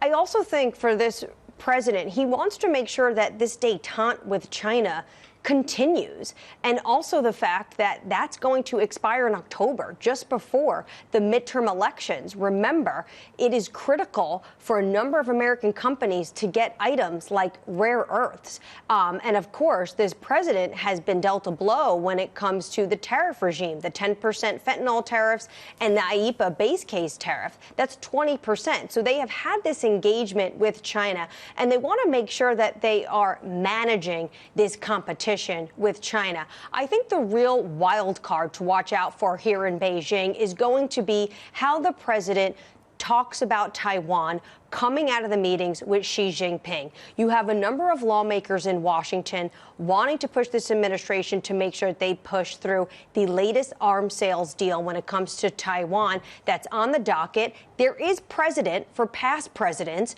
to wait, to make sure that they're not pushing this forward potentially to have a little bit more of a delicate roadmap ahead of a meeting with the Chinese president. But how the president speaks about Taiwan coming out of this is going to be key. AMH, thank you. Annmarie on the ground in Beijing. More from Annmarie throughout this morning. To extend the conversation, Colonel Wayne Sanders, Senior Defence Research Analyst at Bloomberg Intelligence, joins us now for more. Colonel, it's gone quiet, uncomfortably quiet. I often ask this question, what phase are we in? What phase are we in now? Good morning. Yeah, I would say right now we're in phase two, right? I think we're still holding to the idea of Project Freedom versus Operation Epic Fury, right? You're still seeing, the only thing that you're seeing in the Strait right now is a few IRGC skirmishes at that level, but what you're not seeing are any types of increased attacks from, munitions and missiles or drone attacks at this point in time, right? We've actually been kind of quiet on that. So a lot of what you're getting is rhetoric. You're getting both sides of the argument right now from Iran and the U.S., both talking about what they would do to escalate, whether Iran's going to teach us a lesson or whether President Trump is going to decimate Iran. But what you haven't seen is the actions yet. What you have seen, at least according to some reports, is the tank tops hitting the top, at least in terms of Karg Island and some of the oil reserves that have stopped any kind of input. In other words, there isn't the same kind of ability to store further oil from Iran, and it just highlights the amount of pain being felt by that nation. What do you make of those reports? I think that's right. I think that's exactly where President Trump was trying to go. He's trying to make sure that he's inflicting the leverage that he possibly can based off of his operational capability. Right now, military strikes weren't causing the type of leverage that he was really looking for. So I think it's one of the reasons why you're not seeing a whole lot from the U.S. going back towards military strikes. Obviously, if it gets into some type of rules of engagement, self-defense scenario, then the U.S. will obviously respond. But at this point in time, I think they're trying to do everything they can from diplomatic, information, military, and economic means to be able to push on the levers that they possibly can. And a lot of those are going to be around Ketchum Island. They're going to be around Karg Island. They're going to be around the Straits, specifically because that's the area that everybody's looking at right now. There's speculation that Iran very much will be part of the discussion over in China with Xi Jinping. What are the expectations from military strategists who you speak to in terms of what China's role will be in this whole discussion? Well, I think really, President Trump may look to pressure China to curb purchases of sanctioned Iranian oil, mainly because it actually funds a majority of Tehran's military-industrial base side of the house, while China may look to leverage the U.S. on Iran to pressure the U.S. for softer positions regarding defense of Taiwan. Taiwan just passed, I think it was earlier last week, they just passed an additional $25 billion of supplemental funding, which is actually a 2.5x increase from 2025 in terms of defense spending. So I think that Taiwan still is looking for a lot of capability from HIMARS and other types of weapon systems that the U.S. and the defense primes are providing specifically to Taiwan in this. And China's probably looking to say, hey, we'd like you to soften some of those. But right now, Taiwan really needs to double down on their own defenses. Colonel, from a defense and national security perspective, what do you think is the most we can hope for on the chip front? Plenty of excitement because Jensen Huang has got on board Air Force One with the president and joined this trip. But what do you think is the most people can hope for? I think at this point in time, it's a very large lever to be able to say, hey, look, this is an area in which we can actually assert some dominance and provide some almost throttling in terms of access to some of these capabilities. So it might be something that allows quite a bit of pressure that President Trump can put on to Xi in this specifically to be able to come forward and say, all right, look, this is an area where we need to come up with concessions, whether it's within Taiwan or Iranian sanctioned oil. All of those pieces may come in based off of the way that President Trump is bringing in some of these CEOs. Colonel, appreciate your time, sir. Thank you. Colonel Wayne Sanders there of Bloomberg Intelligence. That's the focus today after those headlines crossed yesterday evening. What I love is that strategists are expecting nothing. Tech investors are expecting at least something positive when it comes to semiconductors. So, strategists say don't make too much of it, and semiconductors are saying that's my buy signal. Stocks up. Only had 5 down days on the SOX on a semiconductor index since the end of March. 5 down days. It's like nothing. I mean, you've asked this before. Is this an opportunity? Is this a dip? Do we have a sense of what a dip looks like given the moonshot that's happened so far this year? A couple of percentage points. Is that it? One day? Maybe. I mean, it has been in the past. Parabolic is the word that's been thrown around quite a lot in the last month. Up next on the programme, Seth Carpenter of Morgan Stanley on why he's seeing a clear path to disinflation and rate cuts, just not this year, but next year. From New York, you're watching Bloomberg TV.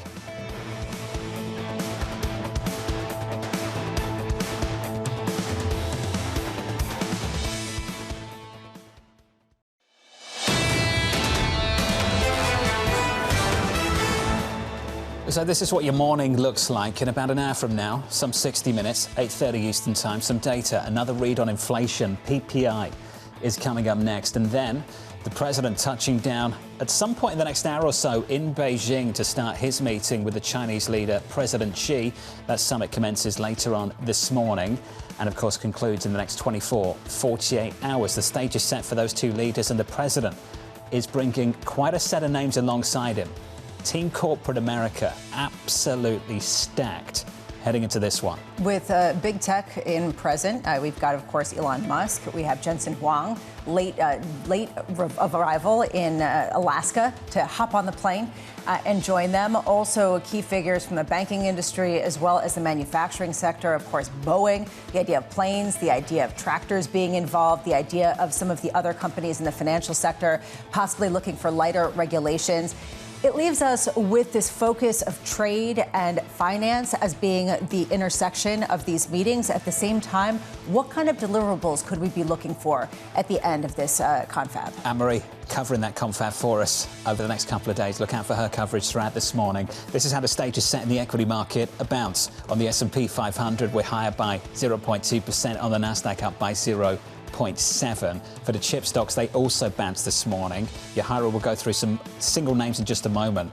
Some weakness yesterday for the chip sector. Only the 5th down day since the end of March on the semiconductor index. Since then, we've had a move of almost 70%. Jonathan Krinsky, technical strategist over at BTIG, he's still pretty bearish. Listen to this. Our base case is for an equal and opposite reaction to the recent parabolic tech semis AI advance, with the semiconductor index at least testing its 50-day moving average. Now, might not sound a lot, but because we've moved so far, tests at a 50-day moving average would be 20% lower from where we are. And the reason why people are getting concerned is because there are direct parallels to 2000, 1999, 2000 types of levels, and we are superseding them when it comes to some of these semiconductor stocks. There are concerns about memory shortages, about valuations that are getting too high for the people who need to buy some of these chips, and of course, manufacturing issues. At what point do the supply chains create a problem given the lack of supplies coming through the Strait of Hormuz? All of these things being shrugged off. They're looking at an $800 billion amount of cash flooding into the sector and saying, what's there not to like? At what point does this bond market start to cause a problem? Check it out. 2s, 10s, 30s. Yields 5% on 30s, around 450 on 10s, around 4% on 2s. Max Cantor of HSBC often talks about that so-called danger zone. Some people might argue we're approaching it. At least it's becoming more of a headwind for risk assets. It certainly is becoming a headwind for the equal weight S&P 500, which hasn't made a new high in quite a while. You are, though, seeing people treat the tech sector as though it's immune. At what point does their fundraising plan end up getting stymied by high yield? So far, we're not seeing it. We're seeing a record pace of bond issuance. But is there going to be a point at which it isn't going to be profitable for them to raise in the corporate debt market? Some pushback in the market, maybe on the margin. I'm looking at the stock market too. Oracle, Meta, Microsoft, down on the year. Negative on the year. That's some of the biggest spenders out there, and the stocks are down on the year. There has been some pushback through the equity channel. Partly because people haven't seen the commensurate growth in tandem at the same level as the increase in spending, and they need to see that going forward. At the same time, bookings still exceeding supply. So there is a bull case still to be had there. Nonetheless, you aren't seeing the performance as we count you down to the opening bout, 2 hours away from that cash open. Let's get you some single names, some morning movers. Yahara has more. Hey, Yahara. Hi, John. What do all these stocks have in common other than being in the green? Well, their CEOs are getting ready to touch down in China with President Trump as part of that business delegation, and they all have something at stake. For the chip makers, they've been caught in the middle of this U.S.-China trade and tech spat, from export restrictions on NVIDIA's most advanced AI chips to Micron getting some of its products banned in China just a few years ago. And for Tesla, of course, it is facing intensifying competition there from homegrown rivals from the likes of BYD. Speaking of China, we are seeing Alibaba ADRs falling nearly 3% in the pre-market after it missed on revenue and profitability, even though its AI business continues to show strong momentum. But investors appear more focused on Alibaba's core retail business slowing. And we end on Birkenstock. Those shares are falling nearly 8% in the pre-market after the sandal maker left its full-year outlook unchanged. And that was due to tariffs and currency swings hitting profits. So it's not really a cautionary tale when it comes to consumers, because it did see double-digit sales growth. And these shoes are really popular among Gen Z, I've heard. John? Not around this table. At least not for me, anyway. Yahara, thank you. I You like Birkenstocks? don't mind them. Okay, I mean, no, if you're like, for a sandal, if you're No. going to be, going somewhere. No. I mean, I don't wear them with socks, but I would. People do. But I See? would. I mean, I'm open. You'd wear them with socks. I'm hip to the trends. I just don't like that look Someone's at all. dying at home. Are they? Does someone at home like them? Well, I mean, no, but when I say I'm hip to the trends. Oh, right. You know, okay. like they were Yes, of testing course, me on yes. different phrases last night. Right, okay. I was like, got it. Don't know any of them. I knew quite a few. I was Did very, you really? I was very proud of myself, yeah. You are hip to the trends, whatever that means. I'm not even Absolutely going to pretend I'm cool. Let's Wouldn't even pretend. Got no idea what any of those words mean. It's probably wise. I should do the same. There you go. All right. On our radar this morning, President Donald Trump set to arrive in Beijing soon for a high-stakes summit with Xi Jinping, NVIDIA CEO Jensen Huang and Tesla's Elon Musk. Among more than a dozen US corporate executives accompanying Trump to the meeting. Elsewhere, global oil inventories are plummeting at a record pace as the war in Iran continues. The IEA warning supplies will remain, quote, severely depleted through October, even if the conflict ends soon. And finally, the Senate confirming Kevin Warsh's nomination to the Fed board, setting the stage for a confirmation vote expected as early as today to officially name him the next chair of the central bank. So it isn't likely that he'll become actually the Fed chair today because the president has to sign off on it and he's over in Asia. And nonetheless, the expectation is he will be Fed chair come Monday. And welcome to the board, Kevin Warsh. Aren't you happy to be here? A real question of how he is going to navigate a difficult inflationary backdrop with the pressure to cut rates at a time where the market is saying he probably should be thinking more about hikes. I think there's an easy way around getting rid of the easing bias. This is a man who doesn't really enjoy forward guidance, wants to get rid of it. It's an easy, neutral truce, right? We'll get rid of the forward guidance, get rid of the easing bias. Not going to give you much guidance, going to wait to see how these things pan out over the next few months. Yeah, at the same time, you're going to get a lot of speeches from other Fed officials. And so all of a sudden you start trying to game it out. And the market's already pricing in on the margins hikes. Does he push back against that? He's going to have to say something. Or maybe he's just going to say, you know, look, you're going to have to use your imagination because I don't believe in any kind of guidance. It's like herding cats on the FOMC right now. Yeah, They've been energized. We'll catch up with Governor Myron tomorrow. I'm looking forward to that conversation, by the way. Look out for that, 8 a.m. Eastern time.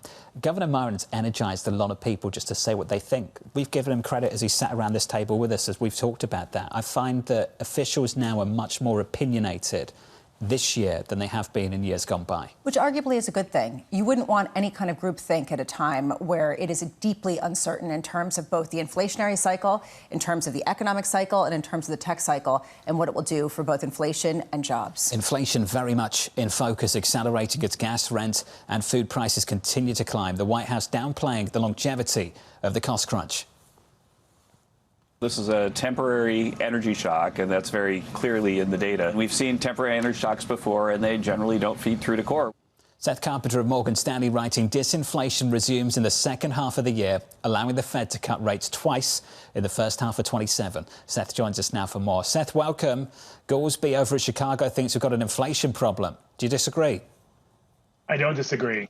You know, our baseline forecast, as you just showed, is that inflation should start to trend down. We do think we're around peak tariff effects on core goods inflation, and that should start to come off. I think we got a sign of that from the CPI data just yesterday. The way you just had the clip with Kevin Hassett pointing out that historically, energy price shocks like this have gone through to headline, but not to core, and then it ends up being temporary. So if everything goes according to that baseline plan, then the inflation problem isn't as bad as it might otherwise look. However, and this is, I think, a really important however, we're in a really, really unusual situation here. The Fed has missed its inflation target for over 5 years to the upside. We're still about a percentage point above target. That longevity of the inflation miss, at some point, I don't know when, probably starts to affect the psychology of consumers in terms of what they expect and what they accept for prices. It probably starts to affect businesses as they're setting prices, trying to understand how much they can or can't pass through costs. We don't think we're at a tipping point, but I do believe that the risks now are heightened relative to history. This energy shock has proved to be very difficult to forecast. And I think it's an open question right now. How temporary is the energy shock? Our baseline assumption when we did our forecast was that we would get some resolution. We would get oil prices down to, call it $90 a barrel at the end of the year. So coming off the peak and coming down, we could easily be wrong there. And just the headlines overnight show that there's all sorts of risks that those prices stay elevated. Seth, of the inflation data we've had so far, within the report of yesterday, are there elements within that do give you pause, that maybe you think could become a bigger headwind to your base case? So, you know, we saw, for example, in core, we saw a rebound in shelter inflation. We were expecting that. I think a lot of people were expecting that. That looked like there was noisy tick down in that category. And so the tick back up makes a lot of sense. as long as that's all it is sort of a bump in the road along the same trajectory we were on before, it's fine. But you really have to start to wonder, is there something else going on in core? The fundamentals of the economy are actually pretty solid. We've got an unemployment rate that's pretty low. The last jobs report showed that the weakness in hiring we had very much seen last year has probably bottomed out and is starting to pick up. So I think we have to be on heightened alert, but I wouldn't say there's any single component that's sort of standing out. Is this truly an oil price shock if we stay where we are, based on inflation-adjusted fuel prices over history? Well, I mean, I think that's a good question. If you compare where we are now to, say, 2021, 2022, where we ended up following the Russian invasion of Ukraine, nominal prices of oil are not as high right now as they were then. And then if you compare it to the average price level, so the CPI index, it makes it seem like less of a price shock now than it was then.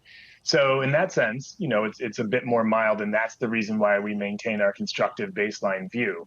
I think the challenge here and the risk is what happens a week from now, what happens a month from now, what happens 2 months from now. My colleague Martin Ratz over in London, who's our commodities and energy specialist, has great charts about what's going on with U.S. exports and U.S. exports of distilled products like gasoline. Inventories are coming down, being shipped away just as we're about to get to prime driving season. So if there's no resolution, if we still see this shortfall in terms of supply flowing to the global market, in a month or two, could we see physical shortages where things are just running dry? I think that's a real risk that everyone should consider. Seth, we also are looking at, as John pointed out earlier, a two-tier economy where you've got the AI trade and you've got everything else. And the AI trade seems somewhat independent of some fundamental macroeconomics and is fueling a wealth effect that keeps consumers spending. At what point has the traditional channel of disinflation broken down because of the AI cycle that's been superimposed on top of it?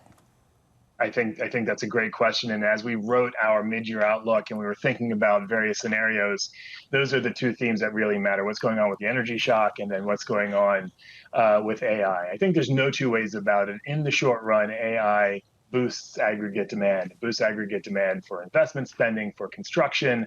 And then the wealth effect that you're talking about is absolutely critical to keep upper income and higher wealth households spending, and they're the real drivers of what's been going on. Will that lead to more fundamental underlying inflation? So far, not clear, but I think there's another risk. And so what we tried to illustrate is what happens if we are optimistic, but not sufficiently optimistic, and consumer spending actually picks up from here because of the wealth effects and because broader hiring seems like it's stabilizing. What if that spending, along with the AI spending, allows businesses across the economy to start to engage in CapEx spending? So far, it's only been essentially AI CapEx. What if it's broader? That kind of aggregate demand scenario where things really pick up from here, that's the scenario you need to really see the Fed shift gears, start to think about hiking interest rates. And as you pointed out, I think earlier, Lisa, the market's starting to put some probability on that outcome. I really do think we want to pay a lot of attention to where that generalized demand in the economy is going, because it could lead to that scenario, the Fed hiking. 2027 feels like a lifetime away. Seth, thank you, sir. Seth Carpenter there of Morgan Stanley. It feels like a long, long way away. As for market pricing, to Abramowicz' point, Seth echoed that. You are still seeing two-year yields trade above the policy rate. That is notable, something we're paying attention to. That is a market that's just pricing the risk, potentially. Not a base case, but potentially a risk that they have to hike interest rates at the Federal Reserve. This market has removed the easing bias completely. So to the degree that the Fed still has one, the market is saying, yeah, right. And that's what you see in this pricing. You've talked about this a few times as well with regards to the AI movement, that certain goods exposed to that have a greater weighting in PCE, which could be even more problematic for the Federal Reserve down the road. Yeah, can you view this as a disinflationary story if the components are feeding into the index that you like most of all? Or is inflation a choice not to look at that index? Change the index, right? Exactly. Not sure that's what he meant in that initial hearing. That testimony from Kevin Walsh. We'll hear from him what he actually means. I'm really looking forward to hearing more from him. Me too. Let's give you an update on stories elsewhere this morning with your Bloomberg brief. Vonnie Quinn standing by. Hey, Vonnie. Hey, John, thank you. OpenAI CEO Sam Altman testifying that Elon Musk wanted to profit from and own a majority stake of the startup in the company's early days. Altman telling jurors yesterday he never made any promises about the corporate structure. Musk is accusing Altman of going back on a promise to keep OpenAI a non-profit. South Carolina's Republican-led Senate rejecting President Donald Trump's push to redraw the state's congressional districts, pushing back on a trend to draw more GOP-friendly districts across a number of southern states. New York City Mayor Zoran Mamdani has dropped his plan to raise New Yorkers' property taxes. Mamdani's updated budget plan now aims to close New York's deficit with savings and more aid from Albany. His plans including an estimated $500 million from a new surcharge on second homes in the city. That is your Bloomberg Brief. John. Hey, Vonnie, thank you. Thank you for the update. Up next on the programme, a high-stakes trip to China. This is going to be a very exciting trip. A lot of good things are going to happen. I have a great relationship with President Xi, and I think it's going to remain that way. The president touching down in Beijing in about 10 minutes' time. We'll get you a preview of that meeting with Eddie Fishman of the Council on Foreign Relations.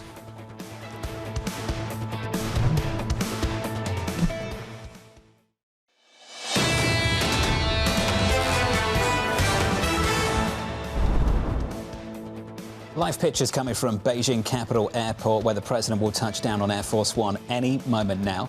Scheduled to drop down in about 5 minutes' time. The president will be greeted by the vice president of China and also a military honor guard and a military band as well. On board Air Force One, as we understand, according to Elon Musk himself, is Elon Musk and Jensen Huang, which is getting plenty of attention heading into this bilateral meeting with the Chinese leader. Yeah, analysts and foreign affairs are saying don't read too much into this. And the market is saying read a lot into this and buy chip stocks. And that's essentially what we're seeing this morning. We'll come back to that story in just a moment. Here's the scores. The price action for you this morning. Equity futures bouncing back on the S&P. A meeting between Jensen and the president in Alaska, getting on board Air Force One. I know it sounds like a stretch, but I can only tell you what's on the screen, on the chart. The Nasdaq bounces, the S&P bounces, Nvidia starts to rally. Is there scope, is there space for a deal here in Beijing? Initially, the reason why Jensen Huang reportedly wasn't included because of awkward conversations around the H200 trip and what hasn't been sold yet to China. Evidently, those awkward conversations are now ready to be had. Whether there actually will be anything deliverable, the market is expecting a lot. Again, the strategists that we speak to say don't expect anything. So there clearly is tension there. I was of the opinion that it was doing him a favour, him not going. We'll see if anything changes in the next 24 hours. Under surveillance this morning, a high-stakes trip to China. This is going to be a very exciting trip. A lot of good things are going to happen. I have a great relationship with President Xi, and I think it's going to remain that way. We have a lot of things to discuss. I wouldn't say Iran is one of them, to be honest with you, because we have Iran very much under control. So here's the latest this morning. President Trump set to arrive in China for a summit with President Xi Jinping after the war with Iran delayed the original meeting. Annmarie joins us now from Beijing for more. Annmarie, just describe the next 10 minutes and the next 24 hours. What we're going to see is that the president is going to walk off this plane, Air Force One, as we are waiting for its imminent arrival, Jonathan, here in Beijing. And he's going to be greeted by his own U.S. ambassador, of course, to China, David Perdue, as well as China's vice president. We do see Air Force One arriving now. The president arriving in Beijing, of course. He was the last U.S. president to visit in his first term in 2017. Obviously, there's a lot of questions regarding who he's bringing on this trip. A last-minute addition, as we've been talking about all morning, of Jensen Huang of Nvidia. Does that mean chips might be back on the negotiating table? Elon Musk, as well, is joining the president. And also, I think, really important to remark some of the cabinet members that are joining him. Of course, Secretary of State Marco Rubio, an individual that was sanctioned by China when he was a senator, as well as Secretary Hegseth. And of course, Treasury Secretary Scott Bessent will also be meeting him, not arriving with him on Air Force One. Remember, there was a meeting today in Seoul between the Treasury Secretary and Li Fang to set up this summit, something that really would have been done weeks and months ago. They had a meeting just on the eve of this summit. Maintain stability. Annmarie, that's something that's come up repeatedly throughout this morning. We spoke to a range of guests who have set the bar super low for this meeting. At the same time, when you look at these pictures, the amount of effort that the president is going to, the delegation he's taking with them, do you believe this is the kind of meeting where nothing is delivered? I do think there's going to be deliverables. And I know you and Lisa spoke to Elizabeth Economy earlier in the week, and I think she really talked about the three main buckets we should view in the context of this trip. The first, of course, is going to be the tariffs, the trade, potentially establishing a board of trade. So there's a little bit more of clarity between corporate America and also companies in China on how they do business in these commercial ties. And then, of course, the second is going to be the massive purchasing agreements. Look who the president is going to be flanked with on this trip. I think a key tell, obviously, is the Boeing CEO, who's prepared to have a massive jet order here. And it comes to soybeans as well. The Cargill CEO will be joining the president. And the third, of course, is going to be the more tricky, the conversations that are going to get tense. And of course, that's the national security geopolitical sphere. There's obviously the cloud of the war in Iran that is overtaking this trip. This trip was supposed to be in March, but it was pushed back because of the United States dealing with this conflict in Iran. Of course, this is going to be tense. China is the biggest supporter of the regime, given the fact that it buys the lion's share of its oil. It recently told some firms to ignore U.S. sanctions, and there's been lots of conversation about dual-use components when it comes to weapons.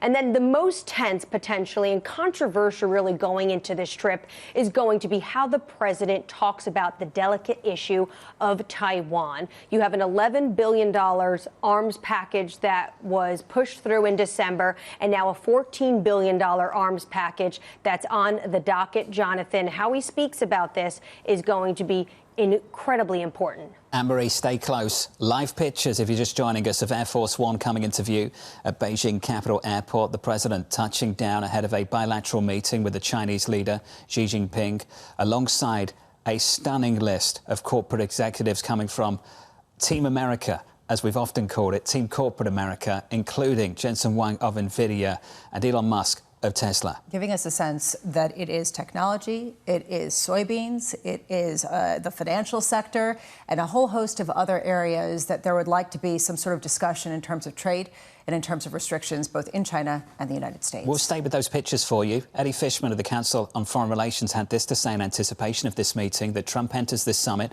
with Xi Jinping on the back foot, trapped in a war in the Middle East. Xi, meanwhile, stands to benefit. Eddie joins us now for more. Eddie, good morning. Good to see you, John. Let's set the stage. Why do you believe that Xi stands to benefit from this conflict in the Middle East? Well, look, if you go back to Trump's first term, Trump was the one who pivoted U.S. relations toward China. We had for decades been trying to accommodate China, bring China into the international system. During his first term, he tried to pressure China into making real structural changes in the economy. Well, you just heard Annmarie right now. All we're trying to do now is get them to buy soybeans, beef. This doesn't sound like fundamentally changing how China treats intellectual property. And then to the Iran war, I mean, the U.S. is completely bogged down in a war in the Middle East. I mean, I know Trump wants to change the channel, which is a big reason I think he went forward with this summit. But look, China has a huge stockpile of oil, 1.5 billion barrels, and they're the world's leader in clean energy technology. So they're actually coming out of this war looking pretty good. You've talked about deploying leverage without losing leverage altogether. I found that line really interesting. Can you describe what you meant by that? Yeah, so look, I mean, there's a clear phenomenon we see when you weaponize these choke points in the global economy, be it a geographic choke point like the Strait of Hormuz or the dollar. When you use them against adversaries, other countries take steps to insulate themselves, right? As the U.S. has been weaponizing the dollar, other countries have been trying to build workarounds. Well, China weaponized one of its most important choke points last year, these rare earth elements, and the U.S. has been pouring tens of billions of dollars now into that sector to try to break China's choke point. I think a key imperative for the United States is to figure out how to use our leverage proactively without destroying American economic power in the process. What does that look like? I think we need to set guardrails in terms of how we use economic power. I mean, against China, frankly, I'm not so worried about guardrails because I think Trump has actually been a bit gun shy, right? The main tool he's used against China in his second term has been tariffs. He peeled back the tariffs in response to China's rare earth restrictions. And to the point about Jensen Huang, we've even now been pulling back our restrictions on semiconductor sales to China. So I think that With China, if we're really going to try to reestablish some level of deterrence in the relationship, we actually have to start thinking about, are there other ways for us to use financial sanctions, for instance? What's interesting about the coterie of different executives who are joining President Trump on this trip is that we used to talk about the diplomatic approach from U.S. government versus corporate diplomacy. It seems like those two are coming together. What's the significance of that?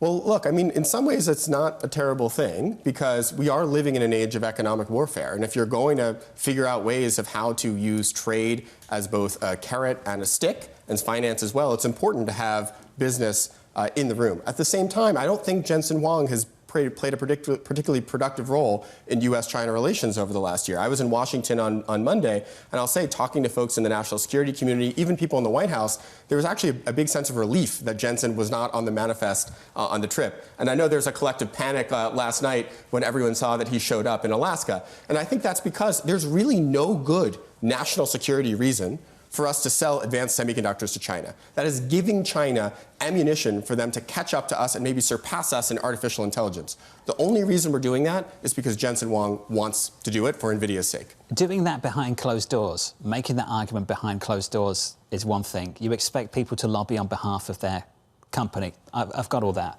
From a PR perspective, and we talked about this yesterday, this is a really awkward picture, I think, for the company, for NVIDIA. Now, it's his company, he's the boss.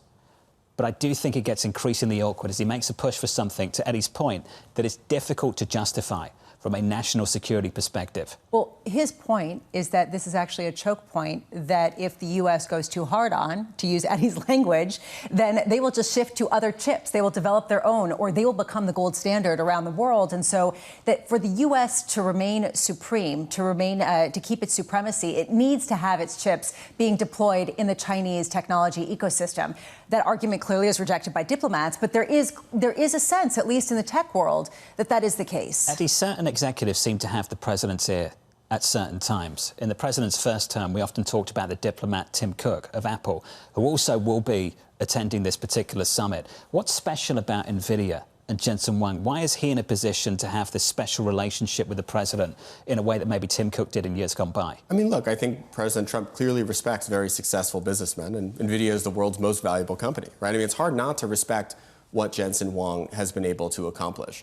I just think the issue comes down to the fact that the argument that Lisa, you just made, which, I mean, has some intellectual merit, we should take it seriously. If you look at the data, though, NVIDIA is producing or designing 85% of the advanced AI chips in the world.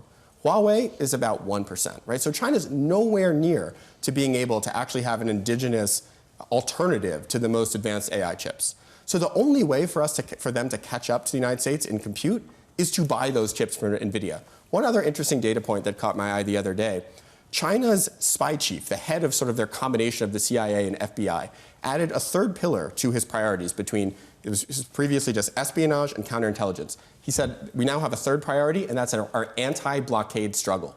What that means is, how do we get the technologies we need? How do we circumvent the U.S. choke points despite U.S. sanctions and export controls? There also has been some discussion about Taiwan and this idea that that could be part of the leverage in all of this. How much is that discussion on the back burner, in part because Taiwan is a semiconductor producer of the world? It produces 90% of the chips that we use in absolutely everything. At the same time that people are speculating that China wants at least less U.S. involvement and protection in turn for some other kind of exceptions. Well, look, I mean, to your point earlier that, you know, markets may rally on news that Jensen is on the trip, I worry that if Trump actually does start talking about arms sales, you might have the actual opposite reaction, because any sort of sense that Trump is going easy on Taiwan, that there's not going to be deterrence, that's going to be a sort of a blinking green light for Xi that maybe now is the time to act against Taiwan. So I worry about this coming up. I'm not sort of in worst case scenario mode yet, just because we don't know exactly what's going to play out. But it's clear that one of Xi Jinping's major goals this year is to change U.S. policy on Taiwan, which sounds subtle from we do not support Taiwan independence to we actively oppose Taiwanese independence. But that would be a major shift that, you know, in policy that's prevailed for half a century. We've heard some conflicting rhetoric from the president on this issue. Do you expect any kind of any kind of carrots that the U.S. extends with Taiwan in the focus? You know, look, if I have to play sort of crystal ball, and like we have a day to find out, so you can tell me if I'm wrong when we talk next time. I don't think there's going to be major fireworks coming out of the summit. I really think Trump's goal is to change the channel from Iran to this big victory of getting the Chinese to buy our soybeans, buy our beef, buy our Boeings, the 3 Bs, or 4 if you want to add Board of Trade, which whatever that means. But I don't think you're going to see major concessions on NVIDIA or on Taiwan, but I could be wrong. The market changed the channel a long time ago. So on that front, he's benefited from that. But the Strait of Hormuz is still blocked. There's still a blockade. And it doesn't matter how many officials you go to Beijing with, a delegation like we've never seen before for a meeting with the Chinese leader, that is still the case. And yes, you've got these massive stockpiles in China, but all these stockpiles are being used pretty quickly and aggressively all around the world. At some point, you've got to address the issue at hand. How difficult is it going to be to address that issue? Well, John, I think you actually hit the nail on the head of something I've been thinking about. There's this irony right now in that the oil price spike has not been nearly as bad as we thought it would be, largely because of these buffers, right? China has huge stocks. The U.S. has been releasing record amounts from the Strategic Petroleum Reserve, and we also have U.S. private oil companies increasing exports from inventories. We have record U.S. exports. But what that means is because the oil price has not gone to $150 or $200 a barrel, Trump has less of an incentive to actually take a deal. And so we may get to the point where, because things don't look so bad in the here and now, we get to the point where we actually do hit the bottoms of these inventories, and you have a massive sort of quick oil price spike. We've delayed the demand destruction, and we've framed it. If you believe it comes down to this, either you hit tank bottoms in the US or you hit tank tops first in Iran. And that is a very high-stakes blinking contest that I would say this administration is increasingly comfortable playing, at least for now, because this is the one constant over the last 2 weeks for all of the conversations about reopening the Strait of Hormuz, clearing ships, getting vessels through. The one constant is they've maintained the blockade, and every time you speak to officials about it, they seem comfortable with it. Typically, nature is healing. When you have high prices, it's the best cure for high prices, right? And you have demand destruction. If you start subsidizing those high prices, if you start removing the taxes, if you start adding to reasons for people to keep consuming at the same levels, take a road trip, then all of a sudden you are kind of going against yourself, at least to the long term. Eddie, it's good to see you. Thanks for being here. We appreciate it. Eddie Fishman there, the Council on Foreign Relations and the author of Chokepoints. What a timely publication in the last year or so. American power in the age of economic warfare. We'll have more to come from Beijing. Annmarie's there right now in the Chinese capital. As the president touches down, he'll be greeted by the vice president of China, the ambassador to Beijing, the US ambassador to China as well. AMH, want to bring you back into the conversation just for some brief comments in anticipation of all of this. We spoke to Eddie Fishman just moments ago, and he made several points, but a point stood out for me, and it was on the NVIDIA boss, Jensen Huang. How difficult is it to make the case from a national security perspective that he should be able to sell some of his best goods into this country? Well, it's incredibly difficult, and we've seen actually the administration waver in terms of how they feel about what level of chips he should be able to sell into China. Remember, this administration made a 180 on the H200s. Those were banned, and then in January they said NVIDIA can go and sell them. They want a 25% kickback, but in terms of what the Commerce Secretary recently told the Senate is that not a single H200 since then has been sold into China because the Chinese government hasn't given the okay to a number of firms, let alone the questions and the consternation if this administration were to allow the Blackwell or maybe the later Vera Rubin to be allowed into China. That is why the second Jensen Huang decided to join this trip, or the president invited him and he met them at the refueling stop in Alaska, I went back to what one official said to reporters ahead of this trip, which is that they wanted to have companies join, that they want to be selling their stuff to China. So you think Cargill makes sense, Boeing makes sense, does NVIDIA make sense? And that is why a lot of people are questioning whether or not chips are once again back at the table when it comes to this relationship. Futures positive this morning, up 0.2%. Nasdaq futures bouncing, NVIDIA positive in the pre-market. It's an observation. We've talked about it repeatedly. You saw the headlines cross yesterday evening, and the moments they did, confirming that the NVIDIA boss would be on that plane, stocks started to pick up. What I love is how Eddie Fishman explained the opposite reaction among advisors, national security advisors, that they were so relieved that Jensen Huang was not on the roster of executives heading to Beijing. And then when he was included at the last minute, it was panic. And his fear is that if there are concessions on Taiwan, suddenly the reverse trade will take hold as people start to think, are the semiconductors potentially at risk? We've got Eric Johnston of Cantor Fitzgerald with us around the table this morning here in New York. Eric, good morning. Good to see you. Morning. Good to see you. Waiting for the president to step off the plane and start this summit with the Chinese leader Xi Jinping. Intriguing that chip stocks started to pick up the moment Jensen boarded Air Force One. What did you make of that? Your reaction to it? Yesterday, obviously, people thought that, that he was not going to join. I think I would just say there are a number of CEOs that are there. Of course, he was added at the last minute. So, was something struck with, Treasury Secretary Bessent that led to him being added. But there are a number of CEOs. So I think I wouldn't necessarily jump the gun to think that there's some big announcement that is coming. And in terms of the impact on semis obviously are incredibly volatile. They're the story of the market. And, they had a sell-off yesterday. So I think part of it's just a bounce, and this is an excuse. Do you remember DeepSeek? What happened to DeepSeek? Do you remember that? All the worries about DeepSeek and what it would do to US chip stocks? Yeah, well, that became an issue, and suddenly people realized, well, they got some of US chip stocks.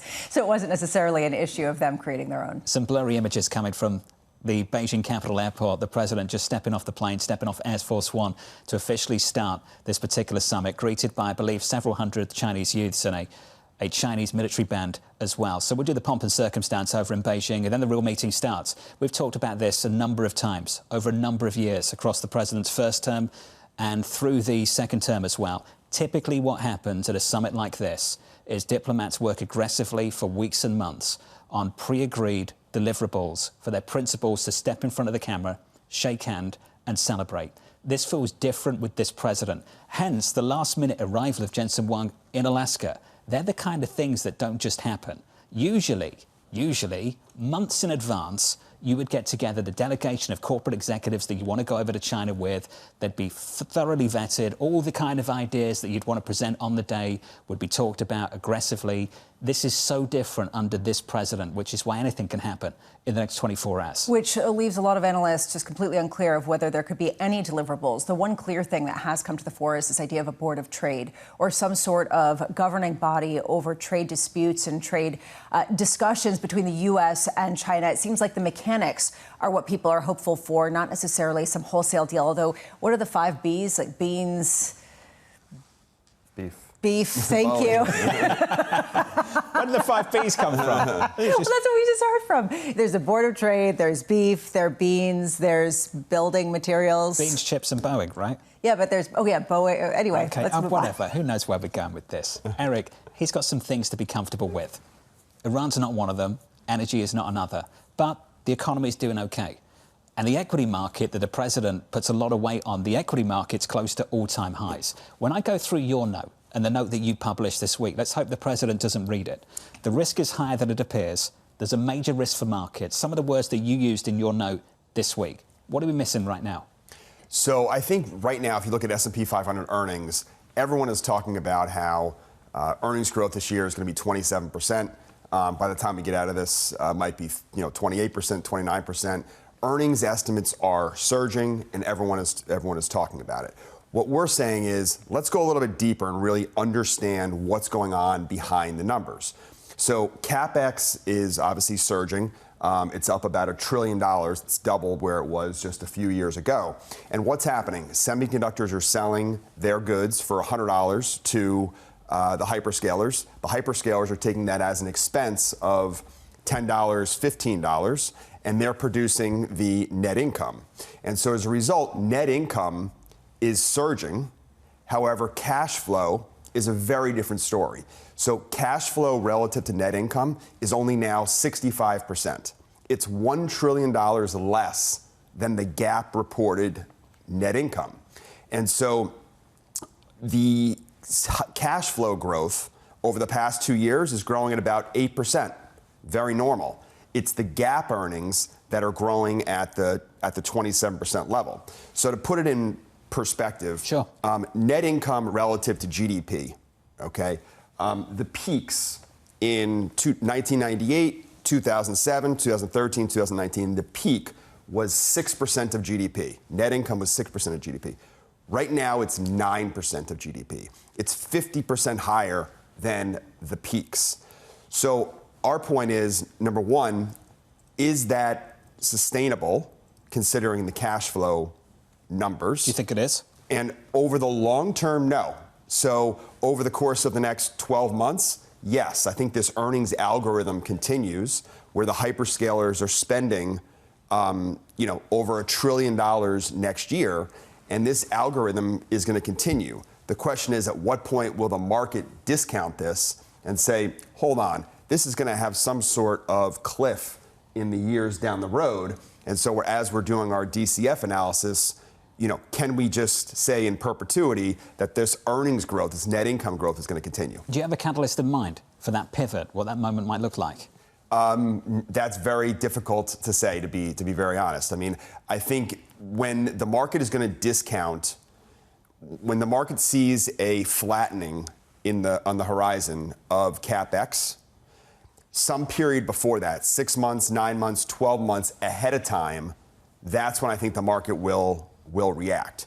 And so if you look at the net cash, for example, for the hyperscalers, 3 years ago, it was positive $200 billion. It's now negative $100 billion, right? And so debt issuance has absolutely surged. Yep. So how long is the market going to be tolerable of this kind of CapEx spending? And when the market sees it in, out 6 months to a year, that it could start to flatline, I think that's when the market will care. Question is which market? You keep saying the market. When we speak to people in the credit market, Lisa often asks the question, how much capacity do these guys have? The response we get from people with fixed income, tons. They can go to Japan, Canada, they can go to Europe, the UK, issue this debt. Demand is absolutely phenomenal. It's interesting that where we're seeing the pushback right now seems to be through the equity channel.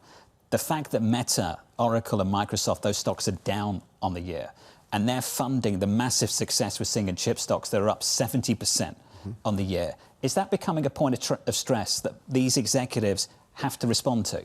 So not yet. I think you're seeing it in the underperformance clearly versus the sellers versus the buyers.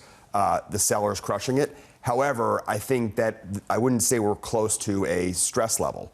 But if we look out a year and a half, this debt issuance continues, the net cash continues to fall. I think investors will demand, down the road that they pull back to some extent.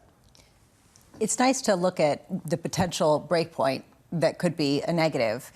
But don't you kind of have to stay in this for now? I mean, how do you deal with the short-term trading range versus the long-term inevitable risk that's building? Yeah, I think you have to stay in it. And our point is, number one, whenever you're having any sort of investment thesis, let's get the facts on the road, on the board. And it's not just some 28% earnings growth that's going to happen in perpetuity. This is a surge based on this CapEx surge, and it could have there could be a cliff down the road for that E. But to your point, is now the time? I don't think it is. We think stocks are going to continue to go higher, and this sort of earnings algorithm is going to continue. But fast forward 3 to 6 months, the market might start to discount it. Lisa, just got this message from a Bloomberg subscriber that CapEx was bumped up due to the memory price move and not because of the new data center announcements. It's already flatlining at certain places when you look at CapEx. Meta may be a decent example of that in the last earnings report. Well, yeah, that they actually increased their CapEx plan simply because of higher memory costs. If you're paying more for less or paying more for the same amount, is that going to be a problem? I keep going back to the point that we were discussing earlier, the idea that Jonathan Golub pointed out, which is that the hyperscalers are not booking the costs that they're paying for these chips, but the chips are booking the profits to those purchases. So something's got to give, at least in the accounting going forward. Eric, great piece, by the way. Really enjoyed the read. Thank you, sir. Eric Johnston there of Cantor Fitzgerald. If you're just joining us, we've been tracking live pictures coming from China, Beijing, at the Beijing Capital Airport, the president touching down on Air Force One alongside Elon Musk and Jensen Huang a little bit earlier on, about 10, 15 minutes ago. The president now making his way to the Four Seasons hotel in Beijing, China, for a conversation in the next 24 hours with the Chinese leader, Xi Jinping. Yeah, real question of what's going to get delivered. Is it going to be about trade? Is it going to be the Board of Trade? Is it going to be chips? Is it going to be Boeing's beef or beans? I think I've got three of them. Nice. I'm crushing it. 3 Bs. Awesome. No, but there was a fourth. I just don't remember what it was. Okay, all right, we'll find out. Please write in. We'll find out for tomorrow. We'll do better tomorrow, all right? Let's get you an update on news elsewhere this morning with your Bloomberg brief. Vonnie Quinn has more. Hey, Vonnie. Hey, John, thank you. Anthropic is in early talks to raise at least $30 billion in fresh funding, potentially valuing the company at more than $900 billion. Sources telling us here at Bloomberg the round is expected to close as soon as the end of this month, though terms are not finalized. JP Morgan is shaking up its investment banking leadership. The bank is expected to announce new heads for its financial institutions group and for its global investment banking unit. JP Morgan's M&A activity will be brought under industry coverage groups, according to people familiar with all of these matters. The U.S. Senate confirming Kevin Warsh to the Federal Reserve Board of Governors with a 51-45 vote, granting him now a 14-year term. Lawmakers also clearing a procedural hurdle for a vote on his nomination as Fed chair, which could come as early as today. And that is your Bloomberg brief. John. Hey, Vonnie, thank you. You got it? You found the fourth? Yeah. Beans, beef, Boeing's, Board of Trade, and Blackwell's. That's Nice. 5. Just want to say. Very cool. I was going to get it. Great. Up next on the programme, the Morning Calls Plus, Stacey Widlitz of SW Retail Advisors as inflationary pressures build on the consumer. What it means for retail. Next.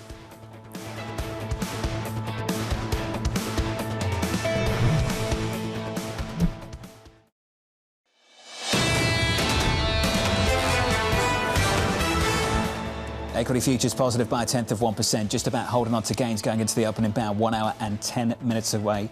On the Nasdaq 100, higher by 0.5. That's the price action. Let's get you some morning calls. First up, Bank of America raising its price target on Nvidia, expecting 2026 to be the year of accelerating AI sales. Your second call from Piper Sandler cutting its price target on General Mills, forecasting it to hit the lower end of its full-year guidance. And your third and final call from Baird, cutting its price target on Under Armour, saying tariff refunds will carry its 2027 earnings. The stock looking to bounce back by about 1% in the pre-market. Fresh reads on the consumer just ahead with PPI inflation data following retail sales tomorrow. A growing number of retailers warning of negative impacts from the war with Iran. Stacey Widlitz of SW Retail Advisors writing there is simply nowhere to hide for the average consumer. Stacey joins us now for more. Stacey, good morning. Is there anywhere to hide for the investor in the average retail stock? Well, there is, and that is the good news. And certainly we've seen inflation well over 3%, headed to 4% here. And we just got through a period where not only did most brands and retailers decide they want to be full price, so they're doing less discounting in general, but they had to raise prices due to all the tariff chaos. And now we're headed into a period of inflation where every brand, all of their inputs are going up, whether that's gas, whether that's packaging, whether it's fertilizer into food. So they're passing that on to the consumer. But the good news is, from an investing standpoint, you have Walmart, who nobody can compete with. I mean, they have the power to push back on their vendors and get the best pricing. You look at other players like TJX, which is the value hunt that is going to get all the merchandise that is not selling from other retailers and sell it at better prices. So there are definitely places from an investment perspective to hide out there. The consumer, not so lucky to be able to hide from price increases. Stacey, a number of retailers came out and beat expectations and talked about how they were able to pass along price increases and demand was still fairly robust. What do you make of those kind of reports? How do you square that with caution raised by others? And that's a great question. And not everybody is treated equally, right? So you look at a company like a Tapestry, Coach, that has been gaining a massive amount of market share from the competitors. They have also repositioned their brand and done an incredible job from moving from a discount brand to a full price brand. So you certainly have instances where that consumer is still interested in the product. And if you get the product right, the consumer is still shopping.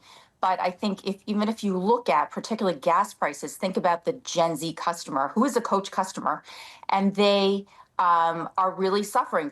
They were spending 5% of their wallet on gas. Now they're spending close to 10% of their wallet on gas. So that's a real pressure that we have to watch out for. That's the K we've been talking about. Stacey, it's good to see you. Stacey Widlitz there of SW Retail Advisors. There's a squeeze right now, and the disparity is captured in the corporate earnings. We've gone over this in the last week. It's just not captured really at the average, which is why the overall index, which is supported by these massive contributors in big tech and semis, is doing OK, which is why I know people get frustrated with financial markets. The index is not what you want it to be. People want the index to be something else. You're in the wrong business. That's not what the index is. Except that the Fed also wants the averages to be something else, because the Fed is being tasked with a more sort of populist message, help out some of the lower income families, the ones that are getting hurt the most from interest rates where they are. Although if they were to lower interest rates, that would create that much more of a boom in some of the financial stocks and as well as, of course, the tech stocks that have been fueling the K and the ongoing strength that you're seeing in certain pockets. So it's a difficult moment because the averages are not giving real sense to exactly how much the Fed is truly conflicted. The average is a problem for the market, and the disparity is a problem for politicians. They're going to be squeezed by that at the midterms. Enter Kevin Warsh. Is he more politician or is he more markets? Best of luck. It's going to be a difficult job, that's for sure, at least in the first few months. Up next on the programme, breaking inflation data, PPI just around the corner. Lindsay Piegza of Stifel joins us next.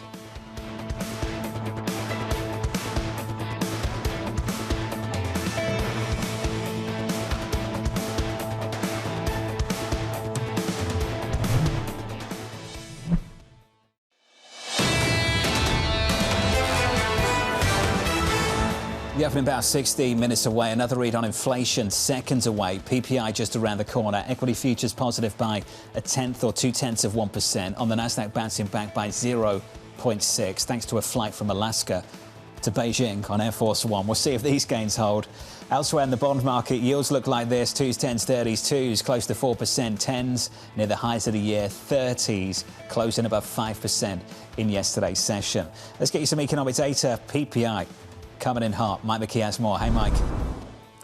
Coming in hot indeed, John. 1.4% for the headline PPI on a month-over-month basis. On a year-over-year basis, that pushes the index to 6%. The core rate comes in up 1%, that is ex-food and energy, which pushes the core rate on a year-over-year basis to 5.2%. And if you exclude trade, basically the margins for retailers and wholesalers, you've got a 0.6 rise and a 4.4% annual rate. Now, in terms of the overall PPI, the index for goods is up by 1.2%.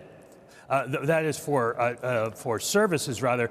Prices for goods moved up 2%. There was a feeling that we might see a little bit of a little softer goods reading because of the tariffs sort of peaking, but it doesn't look like that has happened. We've got a strong read there, and we've got a strong read on services. And to quote Star Wars, these are not the droids that Kevin Warsh is going to be looking for. That is for sure. And we've got a 4 handle on a 2-year. When these numbers popped up on the Bloomberg terminal, I had to take 1, 2, 3 looks just to make sure that these numbers were right. That is a hot PPI report. Push it through the bond market. 2s, 10s and 30s look like this now. 2s with a 4 handle of 4%, 10s approaching 450, 30s north of 5% and adding some weight to the recent move, up another basis point, 5.04. You take that move, plug it into the equity market, equity futures dipping into negative territory. We're down on the S&P 500, just about holding on to gains on the Nasdaq. The Russell down by 0.25%. That is a hot PPI. Yeah, just to give some context here, if you take a look at the PPI stripping out food and energy, it was the biggest move, the biggest rise going back to April of 2021, the highest going back to December of 2022. You'd see across the board just incredible size and scope in terms of the increase that far exceeded people's expectations. You're looking right now at PPI final demand, also at the highest since December of 2022. Over to you, retail sales. How much are some of these companies able to pass along the increased in base costs that they're experiencing to consumers that are coming not only from food and energy, but elsewhere as well? A 1-2 punch for the incoming Fed chair to handle, that's for sure. Yesterday, CPI rising at the fastest pace since 2023. This morning, PPI coming in much higher than expected. Mike, on the second look, you're combing through the details, I'm sure. What jumps out to you right now? Well, air transportation is one of the things that goes into the PCE, so everybody watches that. And air transportation for passenger services was up 1% during the month, and for freight was up by yeah, I'm doing the same thing you did, John, with a double take here, 3.6%. The Bureau of Labor Statistics also says one of the big increases, and of course, obviously energy driving everything on the good side, was for freight transportation as diesel prices have gone way up, but also margins for retailers and wholesalers, particularly for equipment, were higher. So this shows some underlying price pressure across the board. There are some people who were thinking that the PCE might come in a little lower because some of the categories from CPI that go into that were a little softer, but this may not be the case given what we're seeing here with the PPI. Working through this in real time, this is a shocker, that's for sure. Mike, stand by and stay close. We'll come back to you in just a moment. I want to bring in Lindsay Piegza. Lindsay joins us now for a conversation about the inflation print from yesterday and this morning from Stifel. Lindsay, welcome to the program. The Chicago Fed President, Austin Goolsbee, had this to say this week: we've got an inflation problem in this country. We've got to get it back down. Lindsay, how serious are things? I think it's very concerning. When we look at yesterday's numbers coming in hotter than expected, it's very clear that consumers are already facing massive price pressures. But what's more concerning is this morning's report suggests that the brunt of the pain has not yet been felt, that further inflationary pressures are coming down the pipeline and are yet to be passed on to the consumer as we look out to the May and June data. So I would agree, we do have an inflationary problem, but remember, this is a Fed that has been tolerant of above target price pressures for years. So any indication that this is going to be a painful but temporary impact on prices may keep the Fed simply sidelined. Now, I do think the conversation for new rate hikes may be opening. But I think first and foremost, the Fed is going to remove some of that easing bias language from the statement and reaffirm their position on the sideline at the current Fed funds target rate. Lindsay, if we don't see a further oil price spike higher, do you think that we're peaking out here at these levels?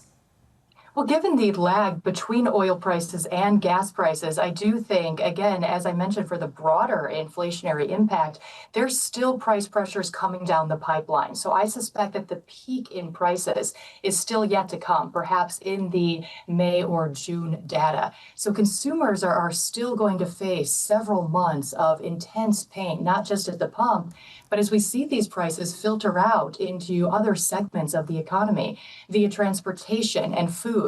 Remember, 80% of the fruit and dairy and vegetables that we consume has to be shipped to groceries and restaurants, now at a higher cost.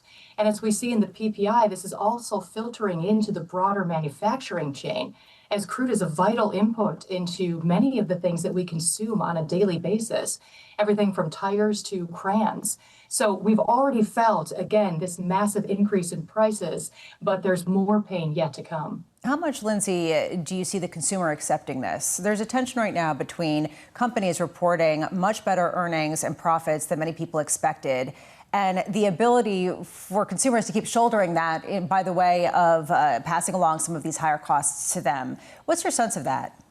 Well, I think we need to compare it to what we saw last year with the onset of the tariffs. Businesses were very cognizant of the fact that consumers were strapped with years of price increases, and they were hesitant to pass on additional cost increases.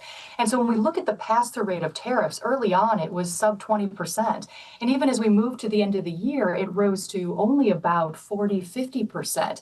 So businesses were really turning to ramping up inventories and willing to reduce margins in order to protect their consumer. Certainly not out of benevolence, but out of risk of losing market share.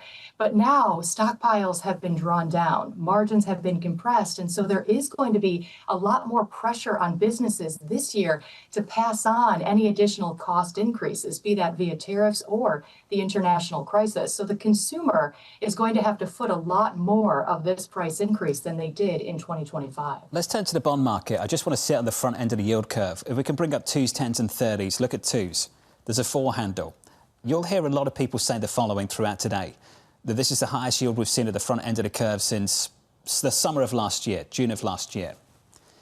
June of last year was so different because Fed funds was 75 basis points higher. So the upper end of Fed funds was at 450 when the 2-year last closed at 4%. Why does that matter? Because at the time, the Treasury Secretary was saying the position of the 2-year was evidence that monetary policy was too tight and rates had to come down. And they did. They cut by 75 basis points. So a 2-year now at 4 is not the same as a 2-year at 4 from last summer. It's different because the 2-year yield now trades above the policy rate at the Federal Reserve. Bramo, this isn't a market saying you need to cut. This is a market saying you might have to hike. That's a very different story compared to where we were when we last had 4% at the front end of the curve. Right now, there's almost a full rate hike being priced in by April of 2027, just to give you a sense of how much we have shifted gears, pricing in about 20 basis points of an increase to Fed funds rates.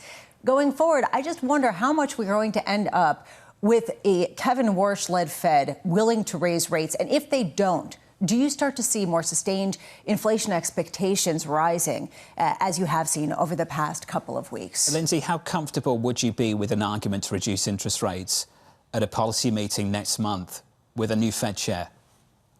To reduce interest rates, I think that's going to be very difficult, a difficult argument to make. And we saw that at the latest meeting with a rising number of dissents pushing against not just the decision to hold rates steady, but as I mentioned, maintaining that easing bias. So I think at the very least, this cohort of dissents really sends a signal to the market and maybe more importantly to that incoming leadership that there's a growing faction of the Fed that sees the data, be that stable job creation, positive GDP, and rapidly rising inflation do not support any additional accommodation. And again, I think many would support the notion of increasing the conversation for a near-term change in policy, reversal in course with rate hikes. Redefining dovishness of the Federal Reserve. It's a conversation we've had on this programme over a number of weeks now, that the argument used to be to reduce interest rates, the most dovish thing you could do for the year ahead. Based on the data we've got right now in front of us, would just be to hold. If you can make an argument to hold interest rates, maybe the doves have done their job. Ultimately, there is not a very good argument to cut rates here. Even Treasury Secretary Scott Bessent acknowledged that it might be prudent to keep rates on hold. Question is, how many Wall Street banks expect there to be cuts later this year because of disinflationary effects? How many people on the Federal Reserve still expect the next move to be a cut? How high is that bar to actually shift that to truly think about rate hikes? Because right now, it seems like people are flirting with it. Whether they're actually baking it into their base cases, we're just not seeing that yet. Lindsay, can we talk about the prospect of hikes? Just finish on this. I've sat in this chair before. You have as well. We've heard these arguments about transitory and why inflation's about to peak in the next couple of months. It'll come down. Don't worry about it. Do you think it is different this time? Well, I do think that the Fed made a mistake the first time around using transitory. Had they done their job and raised rates to a sufficiently restrictive level, we wouldn't have had this elevated baseline to start addressing this energy price shock. So it's going to be increasingly more dangerous this time around to reintroduce that notion of transitory and allow further price pressures to become ingrained in the economy. Now, again, to Lisa's point, I think the first step is removing that easing bias from the statement, sending the signal to the market that rate cuts are off the table. And should we see sustained elevated price pressures, the next move would be a rate hike. Lindsay Piegza, thank you. Lindsay of Stifel. Mike McKee's still standing by. Mike, we looked at it once, we looked at it twice. I think we both had the same reaction. You've looked at it a third and fourth time. The fastest paced since 2022. It doesn't make for good reading, does it? It doesn't make for good reading. Now, obviously, energy is a big part of this 7.8% increase in energy overall and a 15% increase in gasoline prices, which I don't think we need to explain to anybody out there. But we are also seeing collateral damage there in that we're seeing higher prices for trade and transportation and warehousing services. We're seeing higher prices for vegetables that are trucked. Food prices overall going up. So this is a broad-based increase in a lot of categories, except for one. Jamie Dimon is not going to be happy. Portfolio management services went down 2.4%. That's the first decline in a while. But other than that, this is not something that is going to play well with the American public, and nobody at the Fed is going to be able to talk about cutting rates at this point, except I would make this one last point, and that is that we're going to get another round of CPI and PPI before the next Fed meeting on June 17th. And so if we start to see a decline, that's not going to cause them to talk about cutting rates, but it may take some of the pressure off and lead the markets to start thinking that by the end of the year they could cut rates. In July, though, more tariffs coming. Mike McKee, thank you, sir. Appreciate it. Breaking down the PPI number. At the Fed's next meeting, they need to put out some forecasts. It's going to be tricky. In the bond market right now, we've just had a big upside surprise on PPI. I have to say quite a limited move in fixed income because we were already so close to breaching 4% on 2s anyway. Only up 2 basis points on 10s this morning, Lisa. Only up 1 or 2 on 30s. Yeah, and there is a technical aspect to this. Stephanie Roth of Wolfe Research actually just is noting that the inputs to PCE actually bring down that metric just a touch. So there is a technical aspect that maybe people are looking at. Nonetheless, how do you look at an inflation rate north of 6% for producer prices and say anything other than the best we can do is hold rates where they are? To me, the point also, when you pair this with the incredible earnings from the corporate sector, when you pair those two ideas together, they are able to pass along the price increases, maybe not to everyone, but on the averages. And from that perspective, this leaves us with a sense that this is just a bit stickier and leading to the bond market feeling just a touch more uncomfortable. Equity futures just turning negative on the S&P 500 with an update on stories worldwide with your Bloomberg brief. Vonnie Quinn has more. Hey, Vonnie. Hey, John. Thanks. Wholesale inflation then accelerating in April to the fastest pace since 2022.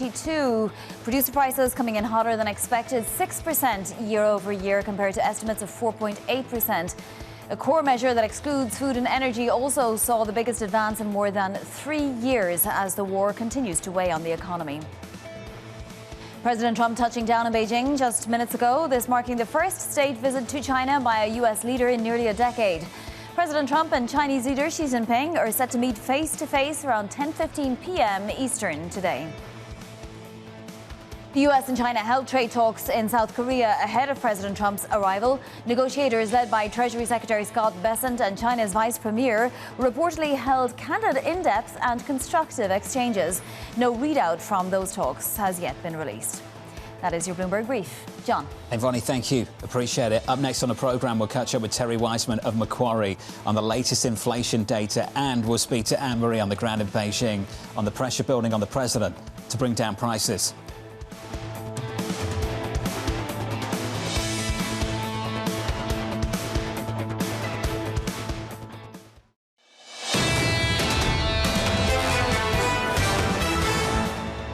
This morning's report suggests that the brunt of the pain has not yet been felt, that further inflationary pressures are coming down the pipeline and are yet to be passed on to the consumers as we look out to the May and June data. Any indication that this is going to be a painful but temporary impact on prices may keep the Fed simply sidelined. The Fed is going to remove some of that easing bias language from the statement and reaffirm their position on the sideline. The pressure building, PPI coming in hot just moments ago following a hot read on CPI as well, hotter than expected. Lindsay Piegza there of Stifel. Your equity market falling somewhat, the S&P 500 negative by almost 1/10%. It was positive earlier on this morning. In the bond market, 4 on 2s, 4% yield on a 2-year, up a single basis point, up 2 on 10s, approaching 450. Bit of pressure starting to build here. Right now, you've got two back-to-back reads that are harder than expected. Some people are saying, well, some of the components are softer than expected, particularly tied to Wall Street fees. Nonetheless, the read-through is very clear. Prices are going up. The question now is how much are companies able to pass along to consumers for a stickier inflation read that puts the Fed squarely in focus and, frankly, in a conundrum. And the president as well, under pressure to get prices down. He's in Beijing, just touching down moments ago to quite a ceremony on the ground at Beijing Capital Airport. Joining us now to discuss, Annmarie over in China. Annmarie, welcome back. Let's talk about the data. How much pressure is on this administration to do something about these numbers?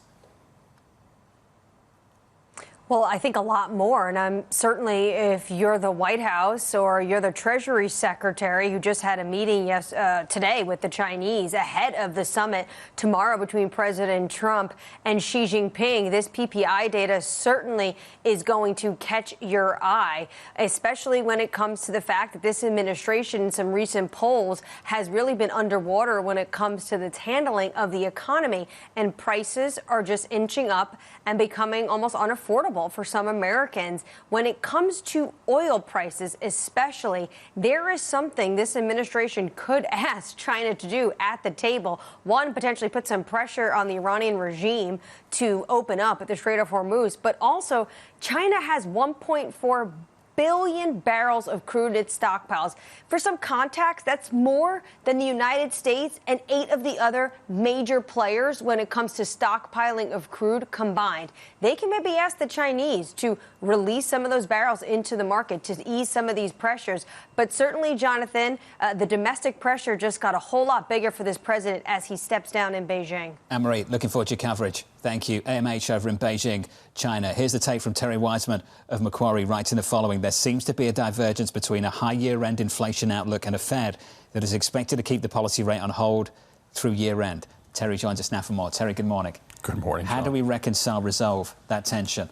Well, it's going to have to be with a policy move, I suspect. The Federal Reserve, unfortunately, is going to meet in June, and that feels like such a long time from now, given how much inflation data, how bad the inflation data has been in the last 2 days. But ultimately, it's going to have to be with some recognition that certainly an easing bias is the wrong thing to do. I'm shocked that they haven't removed that already in the April meeting. Jay Powell hinted that they would, but even that doesn't feel like enough, right, at this point. What's enough? Enough is probably moving towards a rate hike and being explicit and even signaling that through a tightening bias at the next meeting. I think that's appropriate. Look, I think at the heart of the matter here is that all wars are inflationary. You can go back to the U.S. Civil War. You can look at World War II. You can look at World War I. You can probably even look at the Spanish-American War. I haven't, but I'm guessing that it was inflationary. The Vietnam War certainly was. Why are we shocked that we have a war and we have inflation? If this Fed does not move to a tightening bias, what is the market response likely to be? Well, I think we're already seeing it. It's the long end of the curve. It's the presumption that if they don't do something soon, they're going to have to do a lot more later, that they have to nip it in the bud. The longer they wait, the longer we're going to see the long end of the curve, the yields in the long end of the curve move up, and the curve effectively steepen. That will not be good for housing, let's say. It will not be good for other sectors in the economy that are sensitive to the long end of the curve. But that's exactly why the Fed needs to start moving. I think by signaling that they will hike rates, you will effectively stabilize the long end of the curve, the yields at the long end of the curve, because you'll be signaling to the market that we're dealing with this issue, that we're not going to delay it and ultimately have to raise rates a lot more in the future. Arguably, some people would say that typically these price increases are transitory. They don't want to curtail the slowdown that you're seeing in certain sectors of the economy. Do you think that it would become more of a liability if they signaled at least staying on hold for a longer period of time? Do you think that you would see a dramatic weakening in the dollar? Do you think that you would see the bond vigilantes come back? Yes, I do. I mean, it depends on the tone that they use when they submit that they're going to keep it on hold for a very long time. I don't think, but that in itself is a commitment, right? That's the problem. To say that you're going to keep it on hold indefinitely is a commitment to keep it on hold. And if the market continues to show us that inflation is going to be high, that is not going to seem like enough. I'd rather they err on the side of doing a little bit too much at this point. And I'll tell you why. If you look at the inflation swap curve right now, it is not predicting that inflation is going to come back down to even 3% by the end of the year. In fact, I suspect that after the numbers this morning, it's higher than that. It is also predicting that in April, in the May inflation print, we're going to get something on the order of 4.3% for CPI year over year, very high. So the market is already very doubtful that the Fed can get this under control by effectively pricing in a forward curve for inflation that is not converging back down to anything near the target by the end of this year. Where does that confidence that we do converge to target, where does that confidence come from?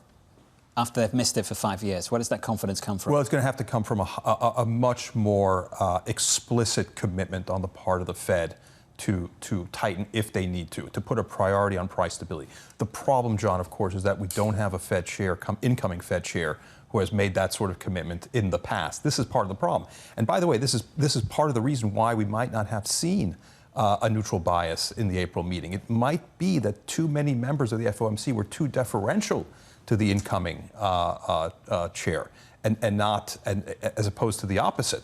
That's very possible, and I suspect that Kevin Warsh is going to have a problem, certainly a bigger problem now.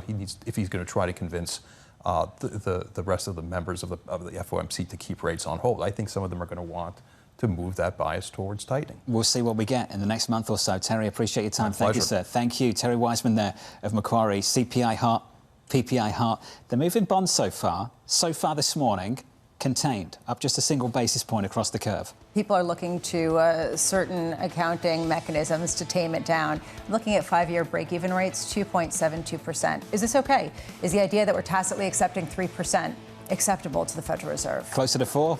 I don't know about that. That's triggered time. I don't know about that. Coming up tomorrow, Julian Emanuel of Evercore, Paul Quincy of JP Morgan, Mona Mahajad of Edward Jones, and the Fed Governor, Stephen Myron from New York City this morning. Good morning. This was Bloomberg Surveillance.